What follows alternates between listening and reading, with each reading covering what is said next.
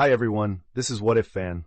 We are back with another part of What If There Was a Different Luffy. Please find fanfic name and author name in the description, and please support the author. If you enjoyed the video, please like and subscribe. Let's start chapter 181, Luffy vs. Kuzan 01 third-person POV. Somewhere, first half of Grand Line.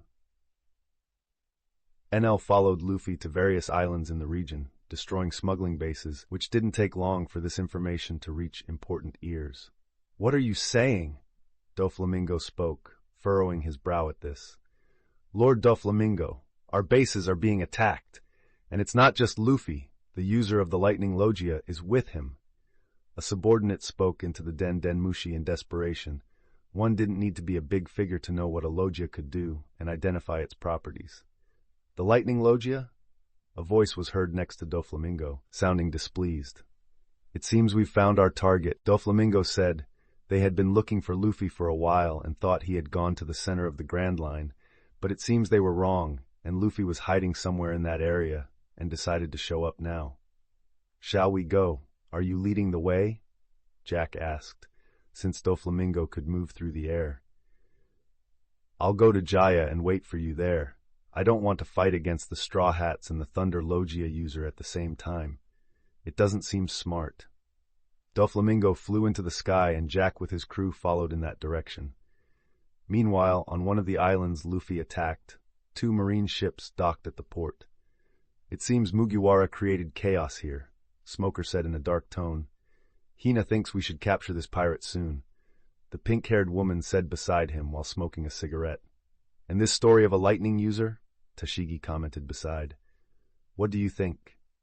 Smoker turned to the person behind them as they looked at the destruction in a specific building on the island. "If it's really a lightning logia, its user has been without the power for hundreds of years, so it will be quite troublesome." Kuzan commented with his cold breath. "Hina finds it strange. Why did they attack just this building, and more than 5 islands were targeted in the same way?" This was a smuggling depot, a place used by the underworld to trade illegal weapons and slaves.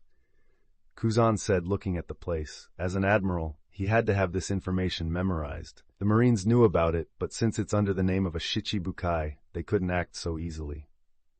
"That's terrible," Tashigi commented. The Marines were patrolling the area, looking for survivors and removing some debris. They found drugs and weapons in the destroyed structures, even leading to the arrest of some of the local guards.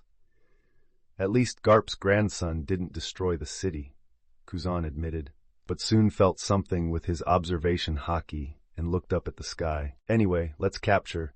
Mugiwara's is a 500 million criminal," Smoker said. "Hina just needs to find him." Hina said, and Full Body next to her looked with hearts in his eyes at his superior. No one had noticed the Admiral's behavior behind them, who continued to look at the sky until he decided to speak. "That's not necessary. He's already found us," Kuzan commented, and at that moment a meteor fell from the sky in front of them. "What is this?" Tashigi commented, shielding her eyes with her sword from the debris created by the explosion. "Look who's here." A voice came from the debris, and Smoker looked surprised, already recognizing the owner of the voice. Hina and Tashigi prepared for whoever had arrived, and Kuzan frowned, not expecting that this pirate would take the action to attack him so openly. Luffy emerged from the debris with his cape flying in the wind and walked towards the Marines with a smile on his face. It was no surprise to him while everyone looked scared at the pirate as he walked towards Admiral Kuzan. "Hello, Frozen Admiral," Luffy announced without losing his smile, and lightning struck beside him. NL arrived soon after, looking at the others with his usual arrogance. "Monkey D. Luffy, a 500 million pirate and Garp's grandson," Kuzan commented, seeing this figure for the first time. "Look, Smoker, as always, good to see you. And who might this lady be? Would you like to go out with me sometime, miss?" Luffy greeted everyone and joked he wasn't serious with Hina, but it was an opportunity to flirt with the enemy. "Hina doesn't go out with pirates," she said. Luffy had no reaction to this and looked to the side, seeing Full Body as a subordinate of Hina as Tashigi with Smoker. "Full Body, it's been a while. Decided to leave East Blue?" Luffy commented, and Full Body had veins on his face. "You damn pirate!" he yelled. "Are these people strong?" Enel asked, still trying to find someone powerful since he came down with Luffy, but they all seemed weak. Not all of them. That big guy over there can easily defeat you. I want you to take care of those two. Luffy pointed to Hina and Smoker. Mugiwara, you will be arrested, Smoker said, looking at Luffy. First, take care of Enel. He's a Logia like you. While I'll fight the Admiral, I want to see if he lives up to his reputation. You're okay with that, aren't you, Admiral Kuzan? Luffy commented with a smile. The Marines around them were surprised to see Luffy walking fearlessly and challenging an admiral, as it represented the highest power of the Navy. Did I hear that right? This is really a bit disconcerting. Did that pirate really come to challenge the admiral? What are we going to do? Luffy continued walking towards them, even passing by Smoker and Hina, who had furrowed brows as the pirate treated them like nothing more than air. He continued, but no one stopped him until he was face to face with Kuzan. You admirals are really tall. Mega Admiral, how is my sister doing in Marineford? I hope she's getting strong. I miss her already. Luffy commented nonchalantly while looking at the man who, even at 210 centimeters, was still not taller than an admiral of 266 centimeters. Kuzan observed Luffy with a calm expression, though his eyes showed a hint of curiosity. He didn't seem surprised by Luffy's direct and challenging approach, but there was an implicit caution in his look. Your sister is doing well. She's becoming a strong and capable sailor, with the training my teacher is giving her, and with her grandfather also taking care of her, Kuzan responded, maintaining his serene tone. Luffy laughed. That's good to hear. I knew she would be in good hands. So, Admiral Kuzan, ready for a little confrontation? Kuzan raised an eyebrow. You're quite an upfront person, but know that I will not hold back just because you are Garp's grandson. Luffy nodded, still smiling. I wouldn't expect anything less from an admiral, but before we start, I have a question. What is it? Kuzan asked, his expression still relaxed. What do you think of the current state of the Navy? Are they really doing the right thing, fiercely pursuing pirates, and you turn a blind eye to criminal shichibukais out there? Luffy asked, his voice carrying a more serious tone than usual. The people beside fell silent in this conversation, not even breathing as Luffy talked with the admiral. Kuzan paused for a moment, reflecting on the question. The Navy has its flaws, like any organization. I may not always agree with the decisions made by superiors, but that doesn't change the fact that pirates like you are a threat to the world. Really, you execute any order like a good soldier, don't you? Is that what happened with Ohara? Luffy commented, and the atmosphere immediately turned cold. Luffy and Kuzan stared at each other, each assessing the other. Kuzan, without any sudden movement, caused the ground under Luffy's feet to start freezing. The ice quickly spread, rising up Luffy's feet. Surprisingly, Luffy made no move to escape or counterattack. He remained still, allowing the freezing to cover his entire body. As the ice enveloped Luffy, turning him into a frozen statue, a calm and confident expression remained on his face in front of the admiral. It was as if Luffy had control and confidence in his ability to escape from that situation at any moment. Kuzan, observing the scene, showed no surprise. His eyes reflected a mix of respect and curiosity. You didn't even move. Do you really think you can escape from my ice? Said Kuzan, his voice tranquil. The spectators around watched in silence, intrigued and a little anxious. They knew Luffy was not an ordinary pirate and that his abilities were extraordinary from the newspaper reports. The question was, how would he respond to Admiral Kuzan's ice power? Luffy, encased in ice, remained motionless for a brief moment, but then a dramatic change occurred. Suddenly, purple flames erupted from his body, shattering the ice with an intense and vibrant explosion. The flames melted the ice at an impressive speed, freeing Luffy from his frozen prison in milliseconds and sending steam in all directions. Before Kuzan could react, Luffy was already in motion. With a surprising speed that broke the ground beneath him, he rushed towards the admiral. His fist, wrapped in a dense black aura of armament haki, was launched towards Kuzan with brutal force.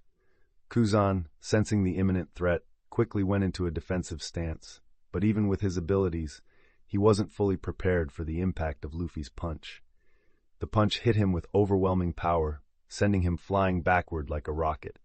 Kuzan soared through the air, crossing the space of the port, and crashing into the sea with a loud splash. Upon hitting the water, he caused the entire sea in that small area to surge. A moment later, the sea began to freeze, and in an instant, a vast area of the sea transformed into a frozen, crystalline field. The scene left everyone present astonished. The strength of Luffy, capable of sending a Navy admiral flying with a single punch, and the subsequent reaction of the sea freezing, were testimonies to the extraordinary level of power of Admiral Kuzan. The Marines, shocked by the turn of events, quickly regrouped. They surrounded Luffy at the port, with their weapons pointed directly at him. The tension was palpable in the air, and the sound of triggers being cocked echoed around the area. The eyes of every Marine were fixed on the pirate, ready to shoot at any sign of threat. Luffy was hit by bullets, which simply did not penetrate his body, stopping upon contact with his skin. "You know that won't work against me, right?" Luffy commented, looking around while remaining calm. He turned to Enel, who was watching everything with his usual expression of arrogance. "Enel," Luffy called, drawing the attention of the former god of Skypiea, "I need you to deal with these Marines. But remember, I don't want you to kill anyone." Enel nodded in agreement. He then raised his hands, and an electrical aura began to form around him. With a swift movement, he released a series of controlled electrical discharges towards the Marines. The discharges were powerful enough to incapacitate the soldiers without causing fatal damage. The Marines, caught off guard by the speed and precision of Enel's attacks, began to fall one after the other, struck by the electricity. The gunfire stopped, and weapons fell from the hands of the unconscious Marines. At that moment, a force emerged in the air to confront Enel. Only Smoker and Hina remained in combat and went to face Enel. At that moment, Kuzan surfaced above the frozen sea, his figure emerging from the icy waters. He had a thin line of blood running down his forehead, a clear sign of the impact of the blow that Luffy had struck. "He's more skilled in haki than Momonga had detailed in his report," he commented, looking at the blood on his forehead, yet his expression was calm and lazy. Luffy wasted no time and leaped into the air, leaving the port behind and landing smoothly in front of him, sporting a confident smile. "So, Frozen Admiral," Luffy said, looking straight into Kuzan's eyes, "our fight is about to begin." Chapter 182, Luffy vs. Kuzan 02 third-person POV, somewhere first half of Grand Line. Kuzan watched Luffy, whose body was now enveloped in dancing purple flames in front of him, as the ice beneath him began to melt. "You are certainly more dangerous than the reports suggested, Monkey D. Luffy," said Kuzan, closely observing the flames. "Your proficiency in haki is dangerous, despite being far from the strongest, yet your mythical zone fruit grants you great explosive power, both impressive and troublesome at the same time." Kuzan continued to speak, no longer as lazily as he might have.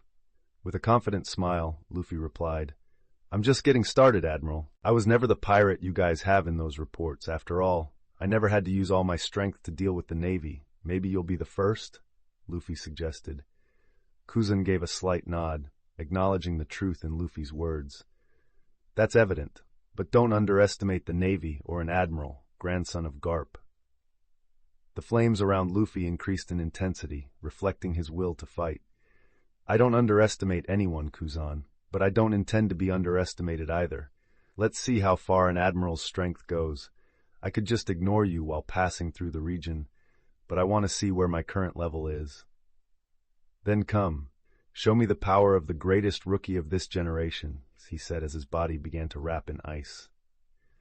Without further words, Luffy quickly advanced towards Kuzan, closing the distance between them in the blink of an eye. Putting his Moa Moa no Mi ability into speed and strength, he was 30 times more powerful in these two aspects. Both crossed their fists against each other. Kuzan, who always passively freezes his opponents, had to be more aggressive in this fight, and he opted to use haki too. The Admiral's fist and the pirate's created an impact above the ice, breaking everything and creating a powerful blast with dark rays tinged with red from the armament haki. The fists seemed to clash in the attack, with neither of them backing down. Kuzan had more mastery of the armament haki than Luffy, but he couldn't take advantage of the pirate. His fist continued in the impact, wrapped in haki with ice covering various parts of his arm. On the other side, Luffy had his fist against Kuzan, while flames exploded against the enemy, but he couldn't take advantage either. He might be below Kuzan in armament haki, but had his Moa Moa no Mi to compensate for deficiencies against this type of opponent. An explosion occurred when the fists reached their limit.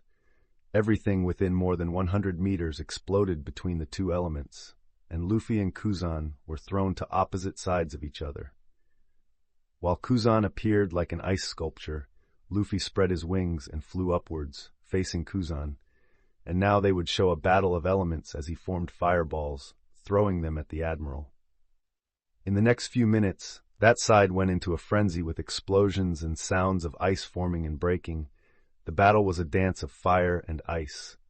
Luffy, with his punches wrapped in flames and haki, tried to break Kuzan's ice defenses, while the latter used his ability to create massive ice sculptures and launch icy attacks. With every punch from Luffy, the ice vaporized under the intense heat, only to be quickly reformed by Kuzan's power, giving Luffy a real advantage against the Admiral. At various times, Luffy managed to land direct hits on Kuzan, who used his haki to minimize the damage. Kuzan, with his superior experience and haki skill, was able to predict and dodge many of Luffy's attacks, but Luffy's enhanced speed and strength from the Moa Moa no Mi were a constant challenge. The battle was fierce and balanced, with each fighter testing the other's limits. For Kuzan, it was like fighting a Yonko commander, which put pressure on him. He no longer saw Luffy as a mere rookie pirate.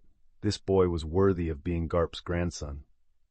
The confrontation continued, with the island and its inhabitants witnessing a combat that would surely enter the history of this island in that frozen sea in front of the city.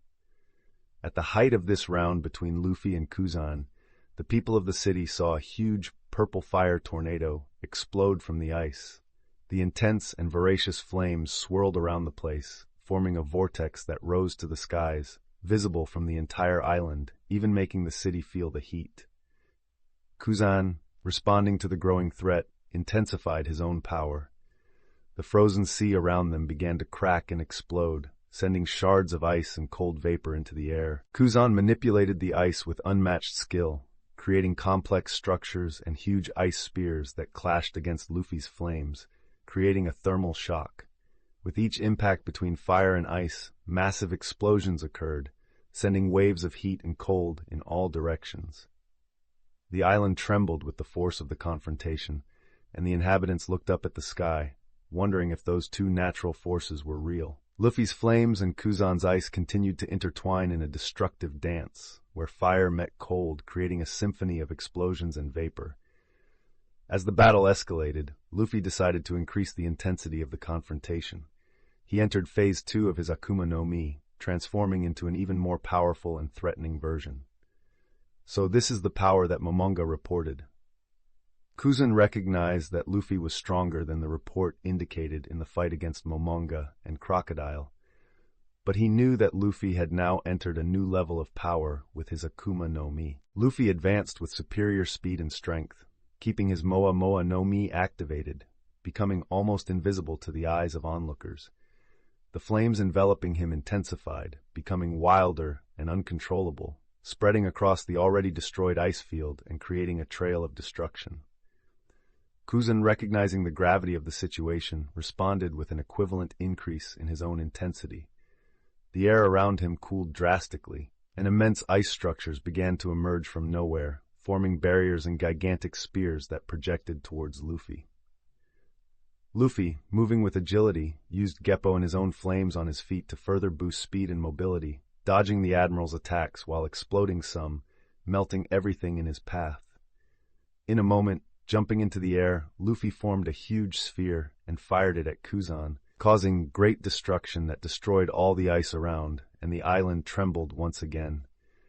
Witnessing the great explosion, Kuzan, who responded with a massive wall of ice to block the attack, was thrown backward. Hey, this is problematic," he murmured, seeing all the vapor formed by the explosion of the pirates' attack. Even his vision was obstructed with the smoke, but he could still feel Luffy with his haki. "Come on, Admiral, this is getting fun." Luffy appeared above Kuzan and launched a punch with flames. Kuzan responded with haki, and their fists collided, resulting in another stalemate. "How about a fight with fencing?" Luffy suggested, drawing Ace from its sheath for the first time. That looks like an interesting sword, Kuzan remarked. He wasn't a swordsman, but he recognized the sword as a supreme grade just by looking at it. He didn't know Ace, so he didn't realize what weapon was in Luffy's hand. Kuzan opened his hand, and an ice sword formed. He covered it with haki to strengthen it and advanced towards Luffy. The swords clashed, wrapped in haki, and another shockwave with cuts flew in all directions. The people on the island once again watched the fight between Luffy and Kuzan with a mix of admiration and fear. Now the fight had shifted to weapon impacts, creating explosions in the air above the ice, which for the most part was already destroyed, giving way to the seawater. One citizen, with an incredulous look, couldn't hide his admiration mixed with a touch of fear. "How is this possible? A pirate fighting on equal terms with an admiral," he murmured, his voice almost lost in the surrounding noise. Another observer, with a furrowed brow in concern, expressed his fear out loud. "This is unbelievable. If even an admiral can be challenged like this, what does that mean for us? What will happen to the Navy if he loses?" Some, still skeptical, clung to the belief in the Navy's unshakable supremacy. "There's no way an admiral can lose. They are the Navy's greatest force. After all, this pirate, no matter how strong, can't beat him," commented an older man, trying to reassure himself and those around him. Meanwhile, a young man pointed to the chaos at the port, where Enel faced Smoker. "But look there, the fight isn't just between the admiral and the pirate. That other one, with the lightning, he's fighting one of the Navy officers," he exclaimed, indicating the smaller but equally intense battle happening separately. On the side of the port, with less intense but still significant explosions, Enel continued his fight against the Navy, or specifically against one of them. Enel, with his characteristic arrogance, was facing Smoker. Hina was already on the ground, unconscious from the intensity of Enel's electric attacks. Smoker, on the other hand, resisted tenaciously, his ability to turn into smoke allowing him to avoid much of Enel's electric assault. Enel mocked Smoker as they fought, throwing arrogant and provocative comments. "Is that all you've got, Smoke Man?" he taunted, circling around Smoker with supernatural speed. Smoker could only rely on his Logia ability to continue the fight. "I thought the Logia users of this sea would be more challenging. It seems I was wrong." Luffy had told him about his powers, and after some denial, Enel acknowledged his ability. Smoker, focused and serious, didn't let Enel's provocations affect him. He responded with calculated attacks, trying to hit Enel with his weapon that would work against Logia. Despite Enel being clearly the more powerful aggressor, Smoker didn't seem to give up on the fight. Each time Enel launched a lightning bolt, Smoker turned into smoke, avoiding the blow and counterattacking with quick and precise jabs.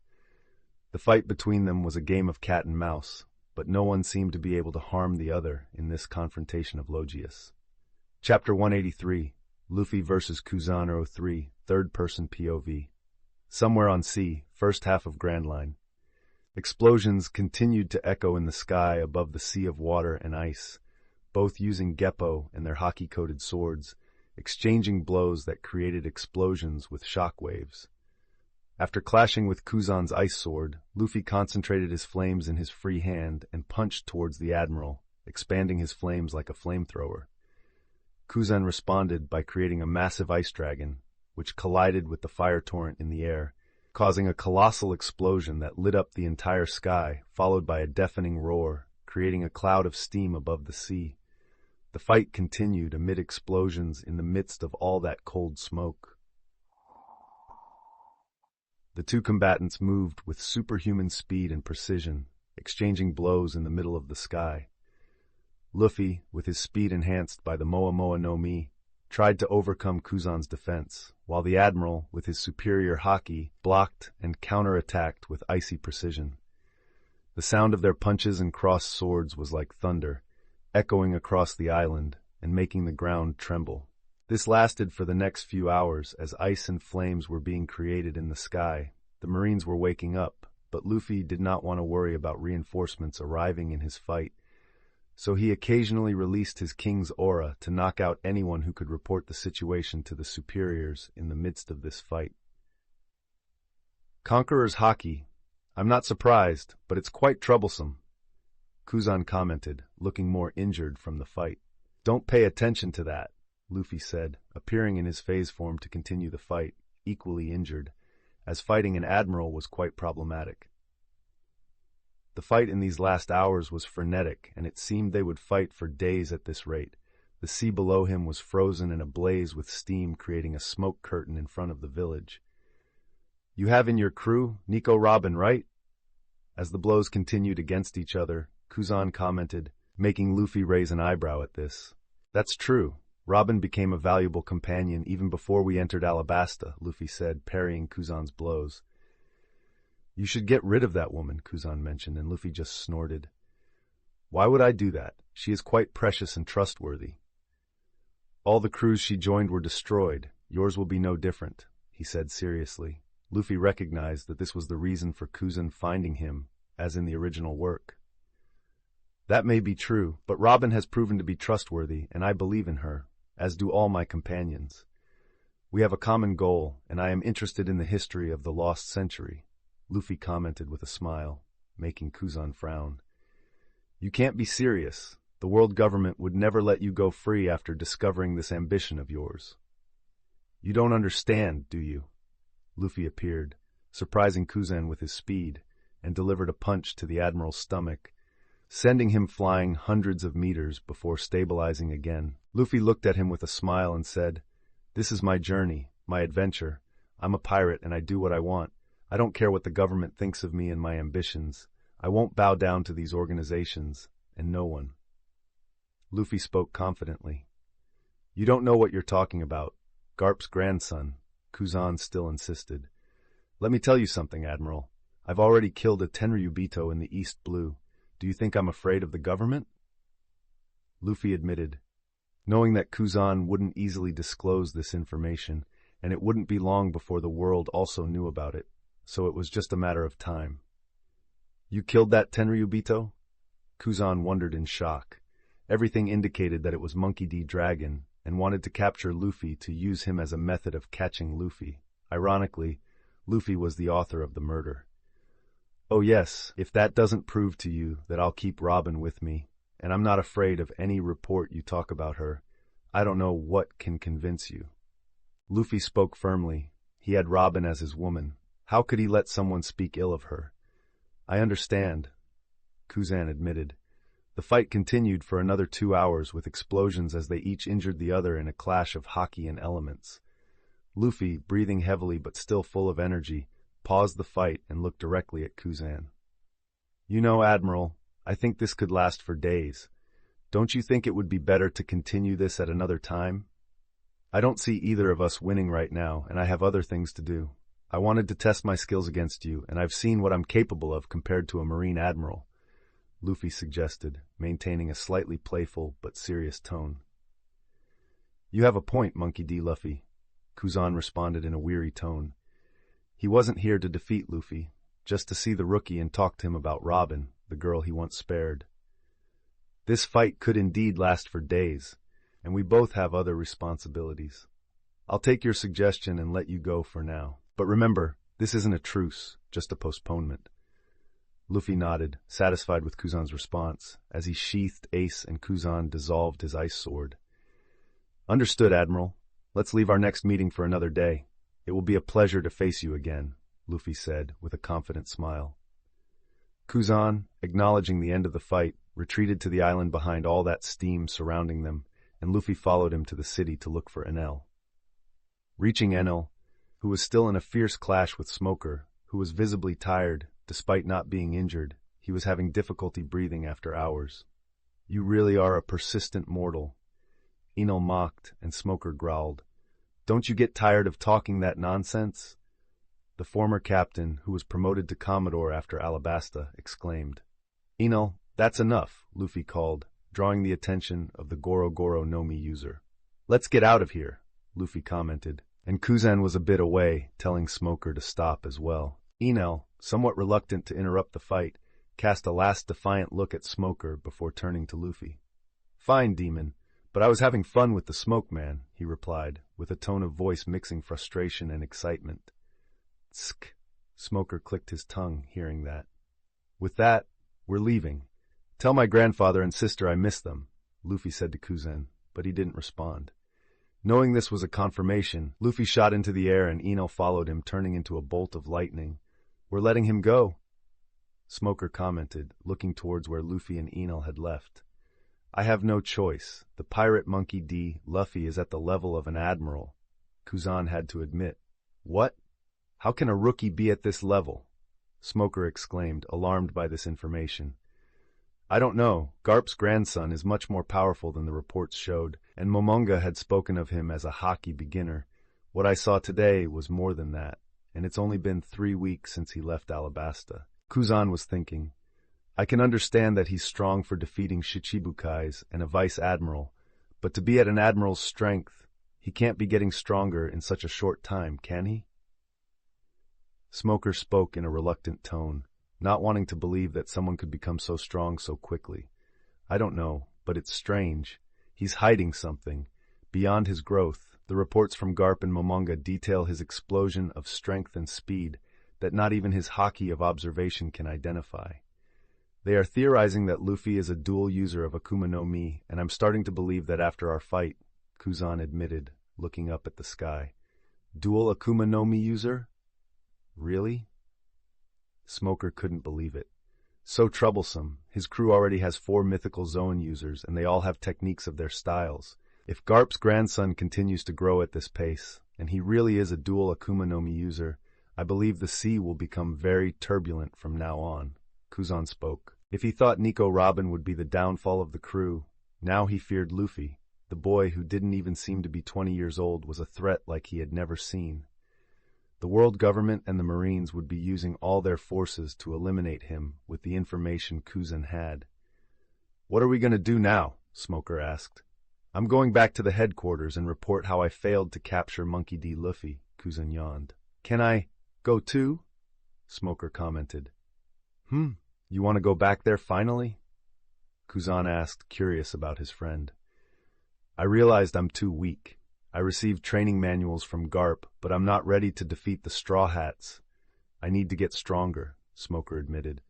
That's good. We should return then, Kuzan said, and they began to wake the other Marines and calm the town before returning directly to the headquarters.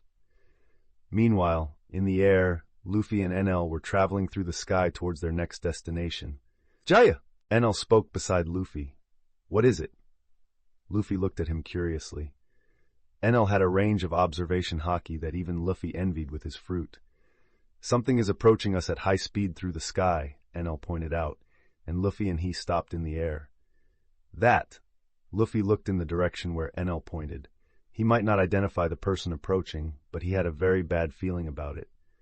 On the other side, a blonde-haired man wearing an astronaut helmet and exotic clothing like a Tenryubito, holding a sword, flew towards Luffy and Enel through the air with Geppo at high speed.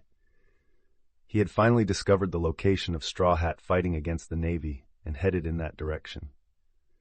I finally found you, he said without a smile, just heading towards Luffy in the sky. Like a holy knight, he exuded an aura of authority and threat.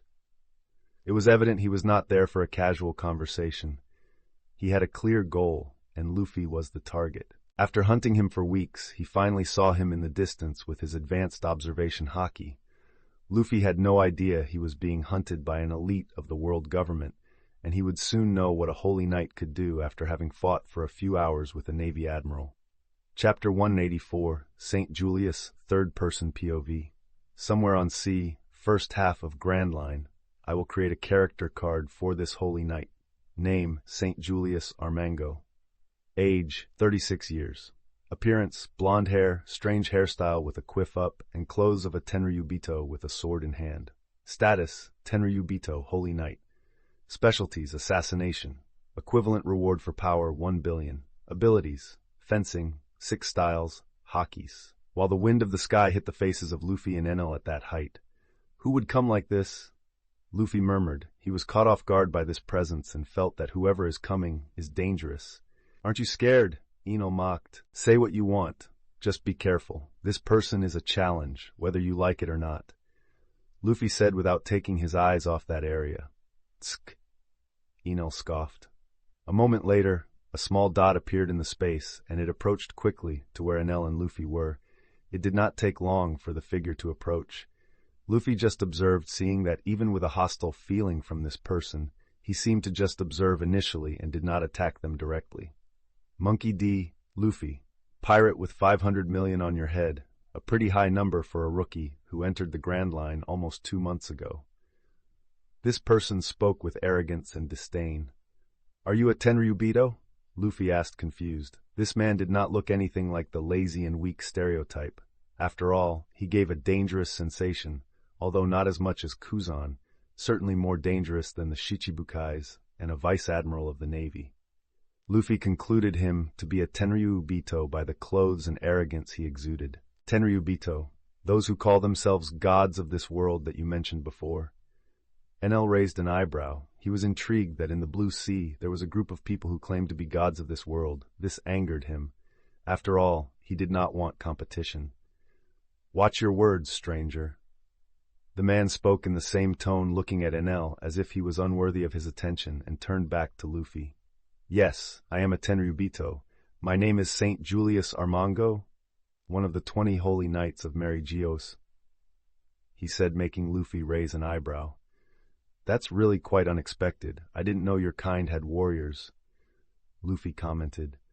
"We are superior to all creatures of this world, but it doesn't mean we can't have powerful warriors among us. After all, in the Holy Knights, we are Tenryubitos chosen to train when we are not the heir sons of the families," he said. Before Luffy could respond, he was surprised that the Holy Knights were Tenryubitos, but Enel made a move and went directly to him. Tired of his arrogance, his body approached the Holy Knight. St. Julius did not seem worried about this. With a movement, he dodged Enel's swift attack and delivered a punch, making the god spit saliva, while flying to the opposite side.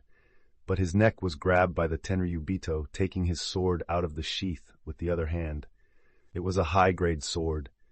"I must admit, I am surprised with the Logia user of thunder.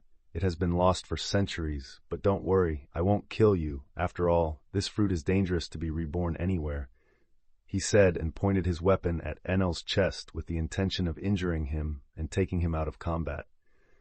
But before he could do that, Luffy appeared in front of him with Ace embedded with Haki, intending to kill him. The Tenryubito was quick in anticipating the attack, directing Enel's sword towards Luffy quickly. The impact seemed to make him uncomfortable as he felt Luffy's strength and made him retreat backwards. You are stronger than I expected, pirate. I am also surprised that you did not seem to hesitate in killing me, even though I am a Tenryubito, a being much superior to you," he commented. "You wouldn't be the first I killed," Luffy commented. "So it was you?" he said with a dark face. Luffy knew he was talking too much about this to everyone, but he no longer needed to hide it. After all, everyone would know in the next few months. Luffy did not respond and cut the air, holding his sword around Haki. He quickly reached the Holy Knight and the swords clashed. "You have a beautiful sword there. It's Ace, isn't it? The sword of gold, Roger," he spoke while counterattacking. Luffy parried his attack with equal intensity and smiled. "Yes, I hope to improve my fencing with you, since Kuzan didn't help me much with that, despite our fights," Luffy said, and quickly increased the speed of his attacks. Explosions started to appear in that space with the clashing of swords. Luffy had never fought with such a skilled user of the 6 styles, as this Tenryubito had spent decades working on the enhanced techniques. "Is that, you possess the same techniques that I do?" The Tenryubito seemed quite surprised. After all, only the Holy Knights could possess such techniques, and the pirate in front of him had the same evolved techniques. Who knows why? Luffy just murmured without bothering to answer the man while launching more attacks. Luffy began to dodge Shingon made by the Holy Knight with his fists. He increased his speed and strength by 30 times and seemed to take the fight with an advantage. Enel recovered a bit from the previous attack and just watched the fight from that distance, with slightly frustrated eyes, since he had lost so pathetically to another being who claimed to be a god, and the demons seemed to fight the other part so easily. As the blows rapidly exchanged in the air, Luffy and St. Julius Armango, the Holy Knight, engaged in an intense and fierce battle. Luffy, with his ability enhanced by the Moa Moa no Mi, managed to keep up with the fast-paced battle, using a combination of fencing and 6 styles. The Tenryubito, though surprised at Luffy's ability to match his techniques, was not shaken.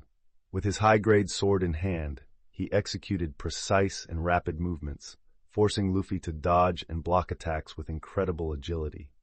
The two combatants engaged in an aerial ballet of attacks and counterattacks. The metallic sound of the swords clashing echoed through the sky, creating a symphony of combat.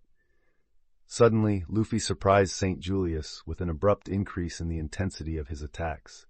He propelled himself with Geppo, combining it with his increased strength, and unleashed a series of rapid and powerful cuts. St. Julius could barely keep up, retreating while blocking each blow with Tekkai and armament haki. Luffy, noticing an opening, accelerated even more, wrapping his sword in purple flames and hitting the Holy Knight's defense with full force. St. Julius' sword vibrated with the impact, and he was forced to step back, surprised by the strength of the blow. "This is getting tough," the Tenryubito had to admit quietly. This pirate was not easy to deal with alone. On the other side, Luffy was thinking they were still quite close to where Kuzan was. If the fight drags on, Kuzan might intervene as soon as he feels the battle with his haki. I'll have to finish him quickly. Luffy murmured softly. He took a deep breath. Focusing intensely, his muscles tensed as he prepared to release all his power and end this fight quickly. An impressive aura emanated from Luffy. His body began to transform, assuming the final form of his Akuma no Mi. A burst of purple flames erupted around him, forming a fierce and dominating aura. The Holy Knight was thrown back by the impact and heat. St. Julius Armango, stopping a distance away and observing the transformation, widened his eyes in surprise and caution. He had never witnessed the pirate's power, although it was in the reports. Seeing it personally was quite shocking as Efrit manifested in that sky. He finally transformed into the demon. Enel commented, looking at the distance. Luffy looked down at the now ant in front of him, as flames danced around his body. He wasted no time and prepared to launch his colossal body against his distant enemy. Despite the loss of speed due to the transformation, he skillfully compensated with the power of his Moa Moa no Mi, multiplying his speed by 60 times. This combination of brute force and speed in his 50-meter form. With a burst of energy, Luffy advanced towards St. Julius. The space around him distorted with the intensity of his flame trails, as he cut the air with almost imperceptible speed. St. Julius, despite his skill and training as a Holy Knight, barely had time to react to Luffy's sudden increase in speed. The Holy Knight tried to defend himself, blocking the attacks with his sword and using the 6 styles, but Luffy's agility and strength were too oppressive in this form. Each blow from the pirate was like lightning, relentless and precise, forcing St. Julius to constantly retreat while suffering burns. "I can't keep this up," he murmured as his clothes caught fire. Realizing the growing disadvantage, he increased the intensity of his counterattacks. He moved agilely, trying to find an opening in Luffy's defenses. However, the pirate did not seem to make his task any easier. Luffy's purple flames expanded across the sky, and St. Julius, despite fighting with all his strength, began to feel the pressure of the combat. Finally, finding a gap in St. Julius's defense, Luffy delivered a powerful punch. The impact was so strong that it created a shockwave in the air, sending St. Julius flying backward at a dizzying speed. The Holy Knight was hurled through the sky, losing control of his trajectory. Luffy propelled his wings on his back and skated through the sky after his enemy. He concentrated armament haki and his flames around his hand, aiming directly at the Holy Knight. "What?" St. Julius barely had time to react, just managing to raise an arm in an attempt to block the blow as he covered his entire body with armament haki. Concentrating all his strength and energy, his punch exploded on top of the Tenryubito, who didn't even know how he died because he was disintegrated the moment the flames with the punch caught him. The ensuing explosion was colossal and thunderous. A wave of energy and fire expanded, illuminating the sky and the sea with intense light in the middle of the day. The flames of Ifrit consumed everything around, leaving a scorching mark in the air. Meanwhile, on the other side, Kuzan was heading to the headquarters with Smoker and Hina when the flames lit up the sky in the distance. "Those flames," Smoker murmured. "Yes, something happened over there, but there are no islands there. So that attack was at sea?" Hina is concerned. "Shouldn't that scale of attack destroy an entire island?" "You're right, but not even I can defeat that pirate. Let's wait for headquarters to decide what to do." Kuzan spoke, unconcerned. He knew that Luffy was not an ordinary pirate from paradise, and was at the level of an admiral in power, but what could he do? He just put on his eye protector and went to sleep. When the light dissipated, St. Julius Armango lay defeated. His body had turned to ashes in the air. The eyes of Ifrit observed this while he cancelled his transformation. "It looks like you won, demon," Ino spoke, looking at the chaos created by Luffy's flames, and the sea turned to vapor by the intensity of the heat, as Luffy had used enough power to blow up a medium-sized island. "Yes, let's go now. I'm sure we'll have other fights soon." Luffy was not foolish in knowing that the world government would learn of the death of a holy knight, and he would soon face Jack and Doflamingo. That's why he didn't bring his crew. He wanted to face these people without risking any of them dying in battle. After all, they were still not ready for these forces and needed to focus on Skypiea. Chapter 185, Jaya 01, Third-Person POV. Somewhere on sea, first half of Grand Line. In the vast and opulent hall of one of the buildings of Mary Geoise, a tense silence hung in the air, interrupted only by the subtle sound of hurried footsteps and the murmur of worried conversations. Leaders from the highest echelons of the world government were gathered, all with grim expressions, as their eyes turned to a specific object on a central ornate table. There should have been a vivre card, which had burned to ashes. "St. Julius Armango," said one of the agents. "He's dead," said another. Shock and disbelief took over the room. A second Tenryubito had been killed in such a short span of time. It was something that had not happened for hundreds of years, and was not even recorded. Not just a Tenryubito, but a holy knight, one of the highest levels of the world government, second only to the 5 elders in combat strength, said another. Meanwhile, footsteps entered the room, and all the high-ranking officials fell silent. 7 people dressed in the same manner as St. Julius entered the hall. Everyone bowed their heads at that moment. "They are the 7 most powerful holy knights," said a short agent. "Yes, all of them have the strength of a Navy admiral." "What will happen from here on out? Let's just bow our heads. They are all Tenryubito, but also a force that only the 5 elders can command," another spoke. The 7 mentioned people walked up to one of the 20 stands with the 20 vivre cards of all the holy knights. Now this number had dropped to 19. "St. Julius died to the pirate he was hunting? How can this be possible?" said a female voice. "It seems so, St. Venus," said St. Mercurio, an elderly man by her side. "What are the orders from our superiors?" spoke a tall, thin man, known as St. Mart. "They are discussing what to do. Even though the pirate Monkey D. Luffy has defeated 2 Shichibukais and a vice-admiral, St. Julius's strength should have been enough to destroy him. But that's not what happened," said St. Urano. "Shouldn't we go destroy him?" St. Jupiter spoke while posing with her feminine body. "Let's wait for the orders," said St. Terra. "What a drag. We've already lost 2 Tenryubito. These insignificant beings think they got away with this?" said St. Venus. "Anyway, let's wait, but I doubt this pirate will last long when we are dispatched," concluded St. Neptune. Elsewhere. "Are you saying that not even Kuzan can stop him?" St. Saturn, one of the former holy knights, growled into the Den Den Mushi. "That's what I'm saying. We had a failure in gathering information."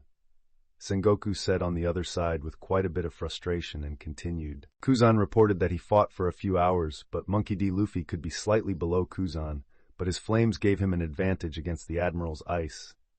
"You're hesitating. What else?" St. Marcus Mars spoke next to him, stroking his beard analytically. "It seems the pirate is a dual Akuma no Mi user." When Sengoku said these words, the room froze a bit. A dual Akuma no Mi, that seems to be problematic. What leads to this hypothesis? St. Ethan Baron Vi, Nusjuro asked with his sword sheathed in front of him. "All reports show an explosive boost in strength and speed.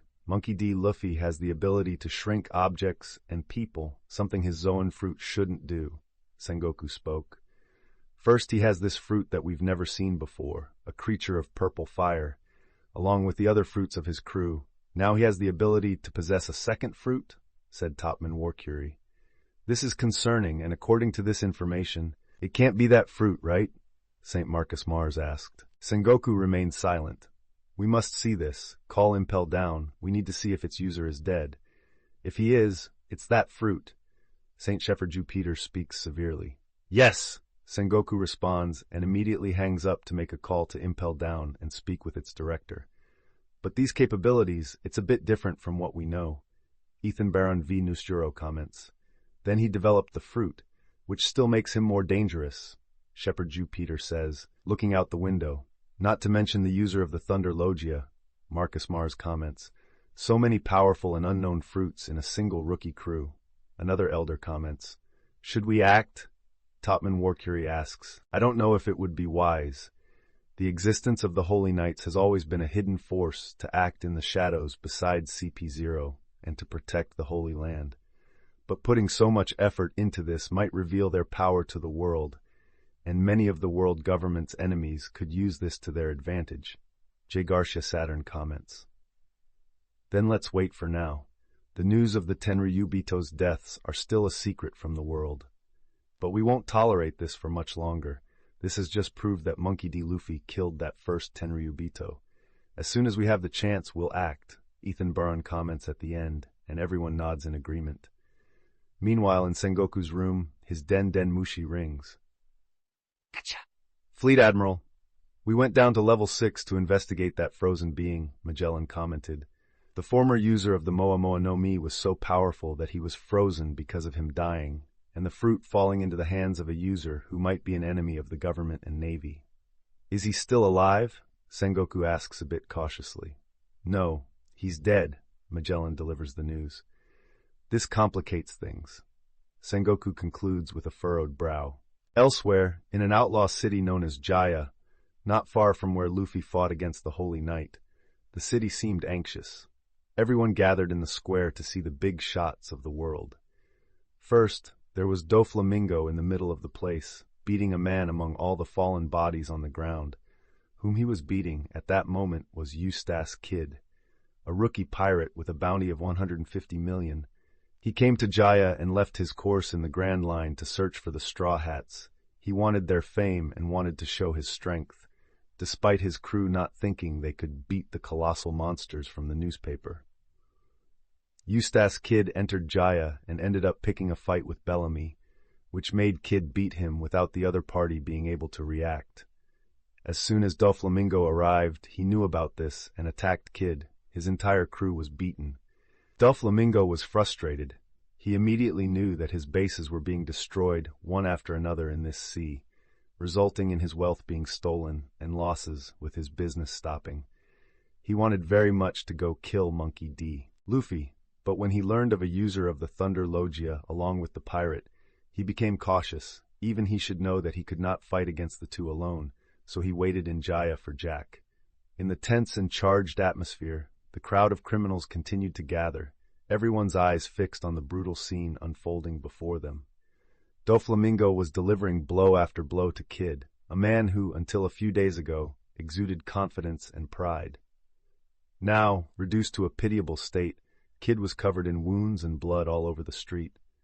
Heavy footsteps resonated in the air at that moment, with a figure appearing near Doflamingo, capturing the attention of the crowd.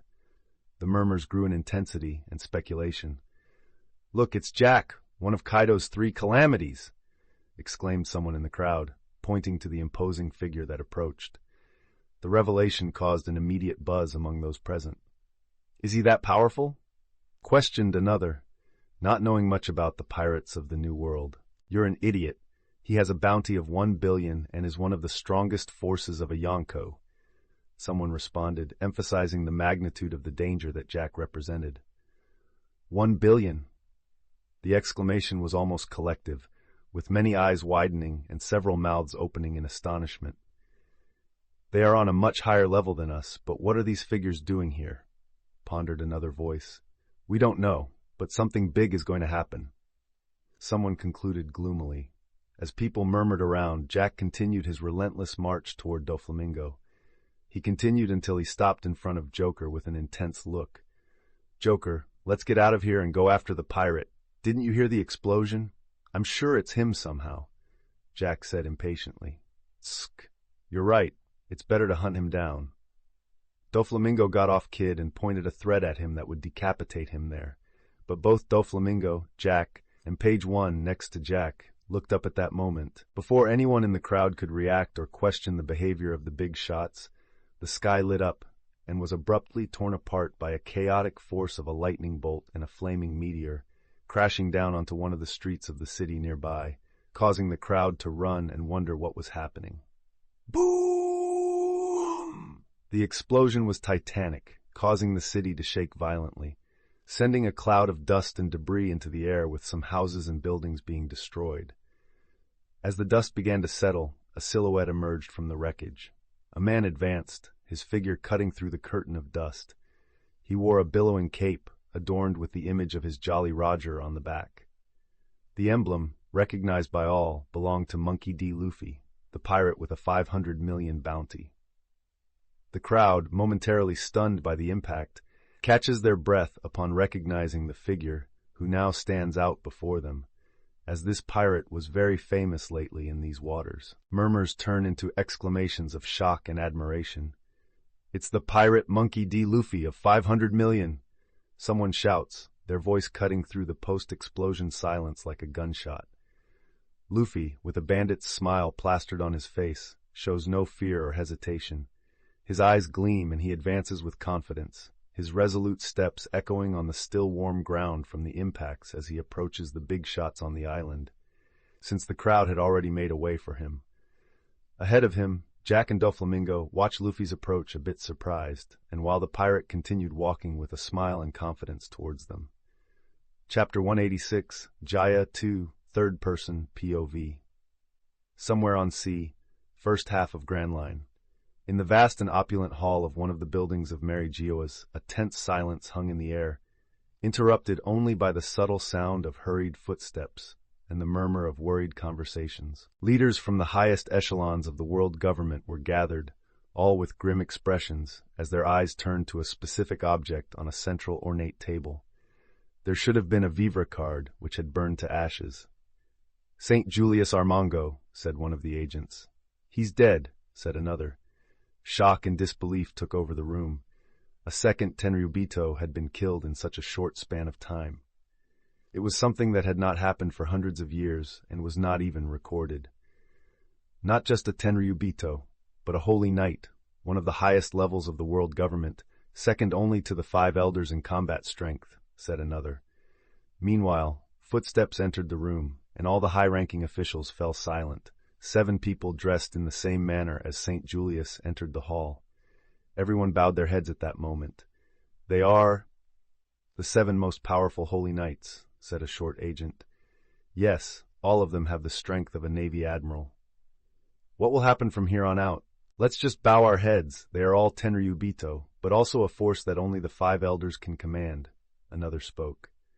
The 7 mentioned people walked up to one of the 20 stands with the 20 vivre cards of all the holy knights. Now this number had dropped to 19. "St. Julius died to the pirate he was hunting? How can this be possible?" said a female voice. "It seems so, St. Venus," said St. Mercurio, an elderly man by her side. "What are the orders from our superiors?" spoke a tall, thin man, known as St. Marte. "They are discussing what to do. Even though the pirate Monkey D. Luffy has defeated 2 Shichibukais and a vice-admiral, St. Julius's strength should have been enough to destroy him. But that's not what happened," said St. Urano. "Shouldn't we go destroy him?" St. Jupiter spoke while posing with her feminine body. "Let's wait for the orders," said St. Terra. "What a drag! We've already lost 2 Tenryubito. These insignificant beings think they got away with this," said St. Venus. "Anyway, let's wait. But I doubt this pirate will last long when we are dispatched," concluded St. Neptune. Elsewhere, "Are you saying that not even Kuzan can stop him?" St. Saturn, one of the former holy knights, growled into the Den Den Mushi. "That's what I'm saying. We had a failure in gathering information, Sengoku said on the other side with quite a bit of frustration and continued. Kuzan reported that he fought for a few hours, but Monkey D. Luffy could be slightly below Kuzan, but his flames gave him an advantage against the Admiral's ice. You're hesitating. What else? St. Marcus Mars spoke next to him, stroking his beard analytically. It seems the pirate is a dual Akuma no Mi user. When Sengoku said these words, the room froze a bit. A dual Akuma no Mi, that seems to be problematic. What leads to this hypothesis? St. Ethan Baron Venus Juro asked with his sword sheathed in front of him. All reports show an explosive boost in strength and speed. Monkey D. Luffy has the ability to shrink objects and people, something his Zoan fruit shouldn't do, Sengoku spoke. First, he has this fruit that we've never seen before, a creature of purple fire, along with the other fruits of his crew. Now he has the ability to possess a second fruit, said Topman Warcurie. This is concerning, and according to this information, it can't be that fruit, right? St. Marcus Mars asked. Sengoku remained silent. We must see this. Call Impel down. We need to see if its user is dead. If he is, it's that fruit, St. Shepherd Jupiter speaks severely. Yes, Sengoku responds and immediately hangs up to make a call to Impel down and speak with its director. But these capabilities, it's a bit different from what we know. Ethan Baron Venus Juro comments. Then he developed the fruit, which still makes him more dangerous, Shepherd Jupiter says, looking out the window. Not to mention the user of the Thunder Logia. Marcus Mars comments. So many powerful and unknown fruits in a single rookie crew. Another elder comments. Should we act? Topman Warcurie asks. I don't know if it would be wise. The existence of the Holy Knights has always been a hidden force to act in the shadows besides CP0 and to protect the Holy Land. But putting so much effort into this might reveal their power to the world, and many of the world government's enemies could use this to their advantage, J. Garcia Saturn comments. Then let's wait for now. The news of the Tenryubito's deaths are still a secret from the world. But we won't tolerate this for much longer. This has just proved that Monkey D. Luffy killed that first Tenryubito. As soon as we have the chance, we'll act, Ethan Barn comments at the end, and everyone nods in agreement. Meanwhile, in Sengoku's room, his Den Den Mushi rings. Kacha! Fleet Admiral! We went down to level 6 to investigate that frozen being, Magellan commented. The former user of the Moa no Mi was so powerful that he was frozen because of him dying and the fruit falling into the hands of a user who might be an enemy of the government and navy. Is he still alive? Sengoku asks a bit cautiously. No, he's dead, Magellan delivers the news. This complicates things. Sengoku concludes with a furrowed brow. Elsewhere, in an outlaw city known as Jaya, not far from where Luffy fought against the Holy Knight, the city seemed anxious. Everyone gathered in the square to see the big shots of the world. First, there was Doflamingo in the middle of the place, beating a man among all the fallen bodies on the ground. Whom he was beating at that moment was Eustace Kid, a rookie pirate with a bounty of 150 million. He came to Jaya and left his course in the Grand Line to search for the Straw Hats. He wanted their fame and wanted to show his strength, despite his crew not thinking they could beat the colossal monsters from the newspaper. Eustace Kid entered Jaya and ended up picking a fight with Bellamy, which made Kid beat him without the other party being able to react. As soon as Doflamingo arrived, he knew about this and attacked Kid. His entire crew was beaten. Doflamingo was frustrated. He immediately knew that his bases were being destroyed one after another in this sea, resulting in his wealth being stolen and losses with his business stopping. He wanted very much to go kill Monkey D. Luffy. But when he learned of a user of the Thunder Logia along with the pirate, he became cautious. Even he should know that he could not fight against the two alone, so he waited in Jaya for Jack. In the tense and charged atmosphere, the crowd of criminals continued to gather, everyone's eyes fixed on the brutal scene unfolding before them. Doflamingo was delivering blow after blow to Kid, a man who, until a few days ago, exuded confidence and pride. Now, reduced to a pitiable state, Kid was covered in wounds and blood all over the street. Heavy footsteps resonated in the air at that moment, with a figure appearing near Doflamingo, capturing the attention of the crowd. The murmurs grew in intensity and speculation. "Look, it's Jack, one of Kaido's 3 calamities," exclaimed someone in the crowd, pointing to the imposing figure that approached. The revelation caused an immediate buzz among those present. "Is he that powerful?" questioned another, not knowing much about the pirates of the New World. "You're an idiot. He has a bounty of 1 billion and is one of the strongest forces of a Yonko," someone responded, emphasizing the magnitude of the danger that Jack represented. 1 billion!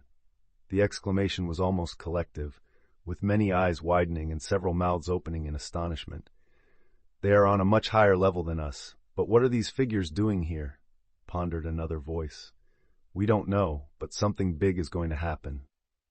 Someone concluded gloomily. As people murmured around, Jack continued his relentless march toward Doflamingo. He continued until he stopped in front of Joker with an intense look. "Joker, let's get out of here and go after the pirate. Didn't you hear the explosion? I'm sure it's him somehow," Jack said impatiently. "Tsk, you're right. It's better to hunt him down." Doflamingo got off Kid and pointed a threat at him that would decapitate him there, but both Doflamingo, Jack, and Page One next to Jack looked up at that moment. Before anyone in the crowd could react or question the behavior of the big shots, the sky lit up and was abruptly torn apart by a chaotic force of a lightning bolt and a flaming meteor, crashing down onto one of the streets of the city nearby, causing the crowd to run and wonder what was happening. Boom! The explosion was titanic, causing the city to shake violently, sending a cloud of dust and debris into the air, with some houses and buildings being destroyed. As the dust began to settle, a silhouette emerged from the wreckage. A man advanced, his figure cutting through the curtain of dust. He wore a billowing cape, adorned with the image of his Jolly Roger on the back. The emblem, recognized by all, belonged to Monkey D. Luffy, the pirate with a 500 million bounty. The crowd, momentarily stunned by the impact, catches their breath upon recognizing the figure who now stands out before them. As this pirate was very famous lately in these waters, murmurs turn into exclamations of shock and admiration. "It's the pirate Monkey D. Luffy of 500 million! Someone shouts, their voice cutting through the post-explosion silence like a gunshot. Luffy, with a bandit smile plastered on his face, shows no fear or hesitation. His eyes gleam, and he advances with confidence, his resolute steps echoing on the still warm ground from the impacts as he approaches the big shots on the island, since the crowd had already made a way for him. Ahead of him, Jack and Doflamingo watched Luffy's approach a bit surprised, and while the pirate continued walking with a smile and confidence towards them. Chapter 187-3, Third-Person POV. Jaya, first half of Grand Line. The tension was heavy in the atmosphere of that street. All the outlaws of Jaya had never managed to emit any sound while Luffy stared down Jack after using such words. His gaze, previously calm and confident, now shone with fierce determination. "Are we finally going to fight?" Enel asked calmly at his side, already accustomed to Luffy being eccentric. "Yes, we're going to fight," Luffy commented. Not a full day had passed, and he had already faced a Navy admiral, a holy knight, and now was ready to take on a Yonko commander and one of the strongest Shichibukai. Keeping his head directly facing Jack and Doflamingo, Luffy began to transform. It wasn't just a physical change, but an alteration in the very atmosphere around him, as his flames manifested. The purple flames, previously just sparks around his body, now erupted into a vortex, enveloping him completely. The energy was emanated by Luffy as he entered Phase 2 of his Akuma no Mi, his figure becoming more muscular and with his skin in a purple hue, his 2 horns with his scarlet eye giving him a dangerous aspect to anyone there with his more dominating aura. Jack watched with a mix of surprise and reluctant admiration. "So this is your Zoan. Kaido still wants you very much in his ranks, boy. Don't mock luck. You're just a rookie." Jack stared at Luffy's transformation with interest, but he was not known as someone who could hold back in a fight. "Then, let's see if you can live up to your fame, Mugiwara," Doflamingo taunted, his threads already dancing around him in anticipation. Jack stomped on the ground forcefully. As the ground began to crack, he bent his knees to make the first move. Luffy, now completely transformed, faced his opponents with a defiant smile. "Let's get straight to the point. Let's begin," he said, his voice distorted by the transformation. The next moment, Luffy advanced, the purple flames leaving a trail of light and heat in the air. Enel, at his side, prepared to join the battle, the air charged with electricity. Seeing Luffy approaching, Jack wasted no time and lunged against the half-billion pirate, believing he would easily handle this rookie. But he didn't count on Luffy advancing, activating his Moa Moa no Mi 60 times. The counterattack was instant and overwhelming. Luffy launched a punch loaded with power and fire directly at Jack, with an explosion that only Jack managed to notice at the last moment with his haki. The impact was catastrophic. Jack, caught by Luffy's fiery fist, was launched like a meteor, the force of the blow catapulting him through buildings and structures as a projectile. Every house in Jack's path was reduced to rubble, a line of destruction marking his uncontrollable flight, until he finally collided with a distant mountain and out of the city, the force of the impact echoing like thunder, raising a cloud of dust and debris, while the entire island felt it. Chaos ensued instantly among the spectators. The crowd, which until then had watched the battle with a mix of fear and expectation, panicked, seeking refuge from the unleashed destruction.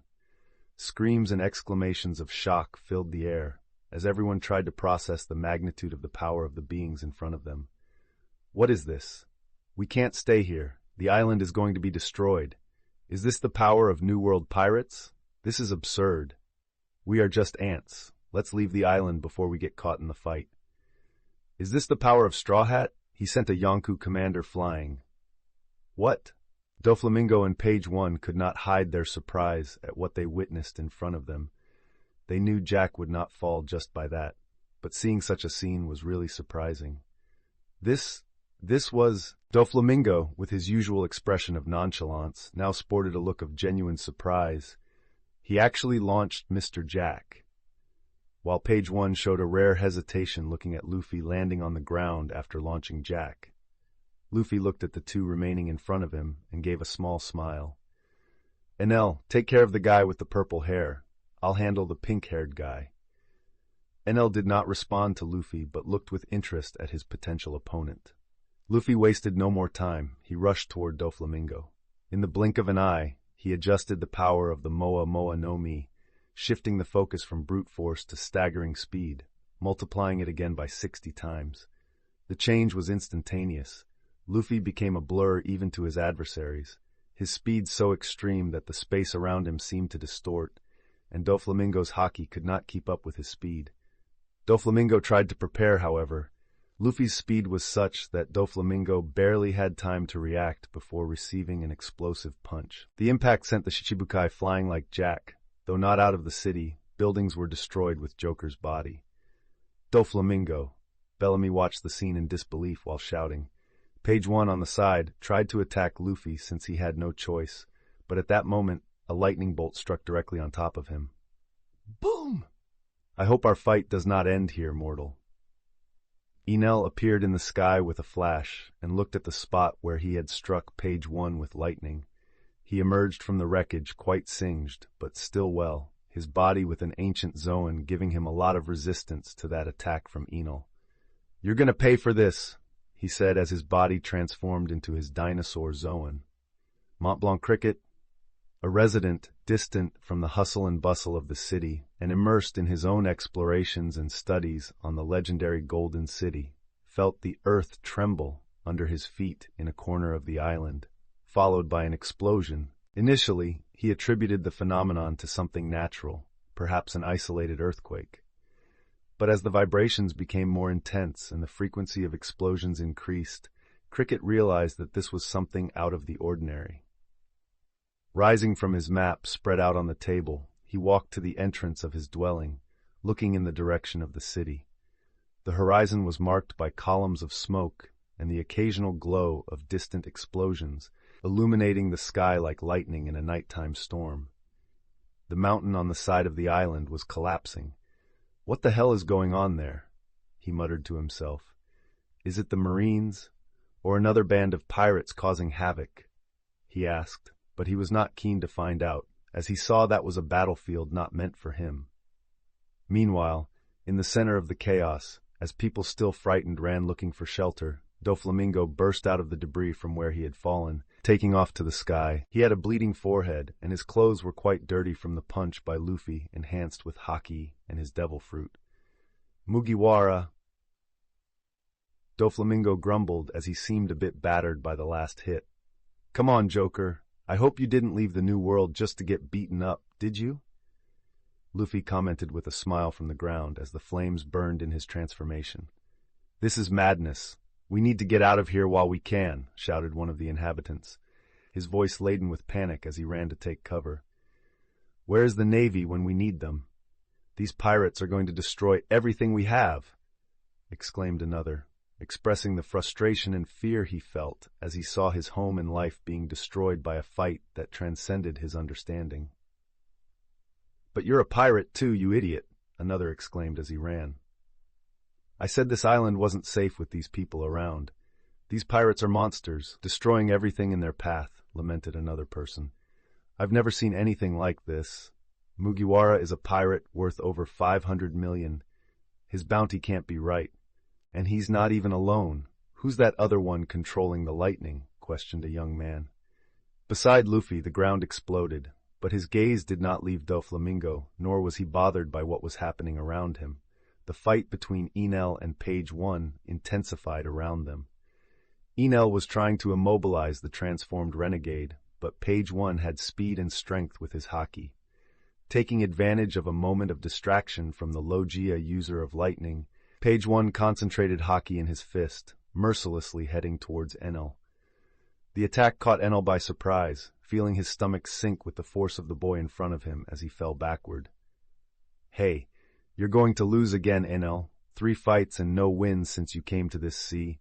That's disappointing for a man who claimed to be a god until recently and remains arrogant. Luffy mocked him as Enel emerged from the debris created by his body. Tsk! I don't know how you people down here can do these things, but I'm not going to lose.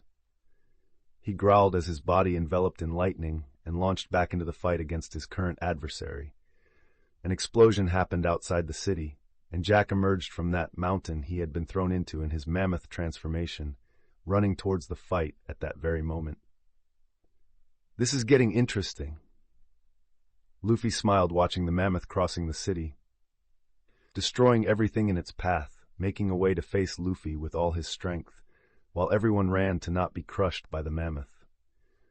Doflamingo did not stay behind. He twisted some threads in the air and launched an attack against Luffy, who just gave a sidelong glance to the attacks coming in his direction. Luffy distributed his strength and speed 30 times for each aspect and lunged forward. The city began to enter into fire explosions on one side, while on the other, the force of ancient zones and a paramecia user of threads tried to fight against the two opposing elements. Chapter 188, Jaya 04 Third-Person POV, Jaya, First Half of Grand Line. The battle between Luffy, Doflamingo, and Jack intensified over the next few hours, transforming the city of Jaya into a chaotic battlefield where the devastating power of the pirates was unleashed without restraint.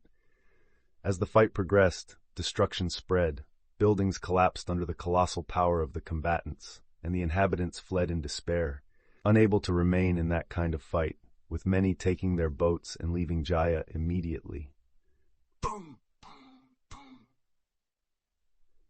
Titanic explosions were heard throughout the island as it experienced minor tremors. Debris and smoke rose in the midst of the chaos-ridden city, when suddenly Luffy was sent flying like a projectile, colliding with one of the few structures still standing in that part of the city. That was a nice headbutt, Luffy murmured as he rose from the debris. Suddenly threads started to move towards him, cutting everything in their path. He quickly stood up and exploded everything around him with flames, dodging the threads and burning some. The space around that building exploded into a hot tornado of purple flames, and soon after, a mammoth ran to that location. Luffy saw Jack approaching as he filled his head with armament haki. Luffy, seeing the mammoth almost upon him, planted his feet on the ground while using his arms to hold back that calamity. Jack's impact was like a shockwave, where Luffy had distributed his Moa Moa no Mi in defense and strength this time. He was dragged across the ground while trying to hold Jack. The ground beneath him began to dig with his own feet, as he was dragged.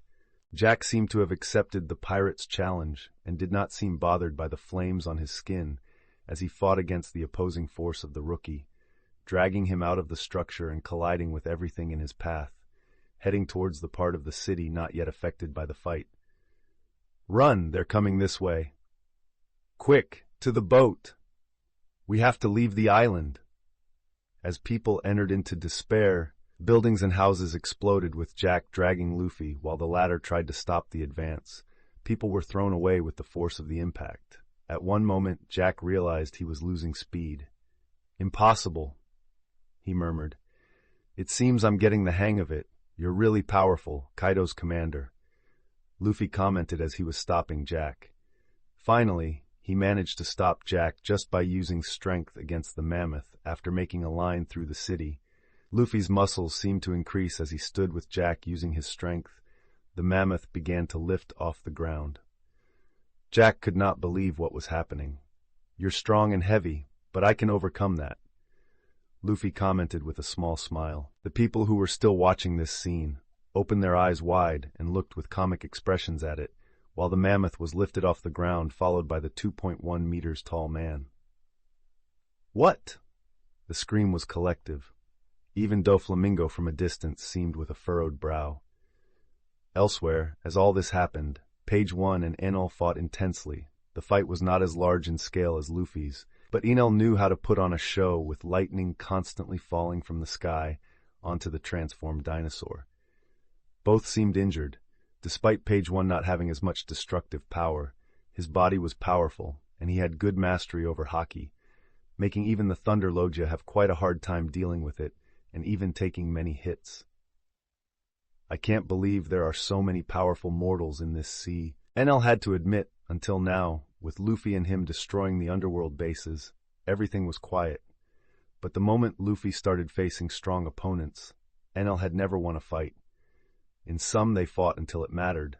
In others he lost badly. He wasn't even facing the worst of enemies at the moment, and seemed to be at a stalemate against this lizard for the last few hours. "No, I will not lose to this inferior lizard," Enel growled, and the sky thundered with a rain of lightning over Page 1. While the lightning fell on one side of the island and everyone seemed quite scared by it, Luffy still held Jack above the ground. "Have you ever heard of Dumbo, Jack?" Luffy asked. "Dumbo?" Jack questioned. "Yes, the story of the flying elephant. Would you like to be one too?" "I am a mammoth." "Whatever. Just fly." With those words, Luffy used all his accumulated strength and launched Jack into the air, who was quite dazed as he flew upwards. Luffy, watching Jack ascend, began to accumulate power and flames started to surround him, while a hurricane of flames manifested hundreds of meters high, even covering Enel's lightning with amethyst light. "What is this? What's happening?" Many pirate ships that fled from Jaya looked towards the city where that torrent of fire had been created. Suddenly, with a huge cloud of smoke and debris, a giant shadow appears within it. That's the mythical Zoan transformation from the newspaper. Monkey D. Luffy has transformed into his giant beast. Zia! This guy is really powerful. I can't wait to lay my hands on that power too. Teach in his canoe with his companions said excitedly. He knew he could not face that monster now, but in the future, it would be different, and he would take Monkey D. Luffy's power. Ifrit roared in the middle of the island, making everyone cover their ears as they didn't want their ears bleeding with the booming sound. Lifting his head, he saw Jack still flying upwards and reaching the limit. He just watched Jack returning with gravity to the ground. Jack, in addition to still falling, was more dazed by the 50 meters transformation in front of him, much larger than him with his 10 meters. Luffy wanted to finish Jack, but had to take care of Doflamingo so he wouldn't interfere. He charged a flame in his hand and threw it directly at the Shichibukai in the air. The flames quickly divided, and Doflamingo tried to dodge that attack, but after the first ones, he could not dodge the colossal fireballs hitting him and throwing him to the ground like a meteor. With Doflamingo out of commission for the moment, Ifrit lifted his head and waited for Jack to approach. Luffy opened his mouth and began to accumulate flames. "What is he doing?" Jack, seeing this, became alarmed. Flames began to accumulate for a big Ifrit strike, and Jack could do nothing but fall, since he didn't know techniques like Geppo. Luffy charged his power in his mouth, and as soon as Jack was in front of him, he released a stream of fire illuminating the entire island, while the flames flew towards the horizon, even after passing the entire island. Jack saw that strike coming towards him without being able to do anything but be covered by the scalding heat of the flames, while he covered his body with haki to protect himself.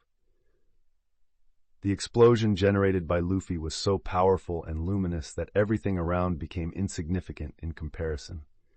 The light emitted by his purple flames outshone the sun, bathing the island of Jaya and the surrounding waters in a surreal amethyst light. The sea reflected every spark and flame, creating a visual spectacle that seemed to connect the sky and the sea. People, both on the island and on boats that hurriedly moved away, stopped to witness this moment of unimaginable power as the purple line of flames cut across the sky. Many wondered if they were witnessing the power of a deity, while others feared that the end of all of them was near. The explosion of the flames of chaos even distorted the air, as they consumed even the air atoms. He did this to a New World pirate?" exclaimed one of the spectators, his voice trembling. "I've never seen anything like it," murmured another, his eyes wide reflecting the purple flames that lit up the sky. The flames continued like lightning, until Ifrit stopped launching them, kilometers away from the island, where the flames still traveled. A Jack appeared in his untransformed form. He fell while his body was charred but still intact. He seemed unconscious as he fell into the sea. With just a small explosion of water, Jack sank into the sea. Back on the island, while Luffy looked at the man falling into the sea, a group of pirates who stayed on the island wearing barbaric clothes, which were the symbol of the beast pirates, were shocked by this development. Mr. Jack flew into the sea. He was defeated. What will we do? What can we do? Do you think we can face that thing? One of them pointed towards Luffy still in his transformation covering the entire city. "Call Boss Kaido. We must ask for instructions," said another. Luffy, oblivious to all the conversation on the beast pirate's boat, looked towards another part of the city, where purple flames were spreading. There a severely injured Doflamingo emerged, with a furrowed brow. Suddenly, the ground trembled behind Doflamingo, and he saw the huge shadow looking at him at that moment.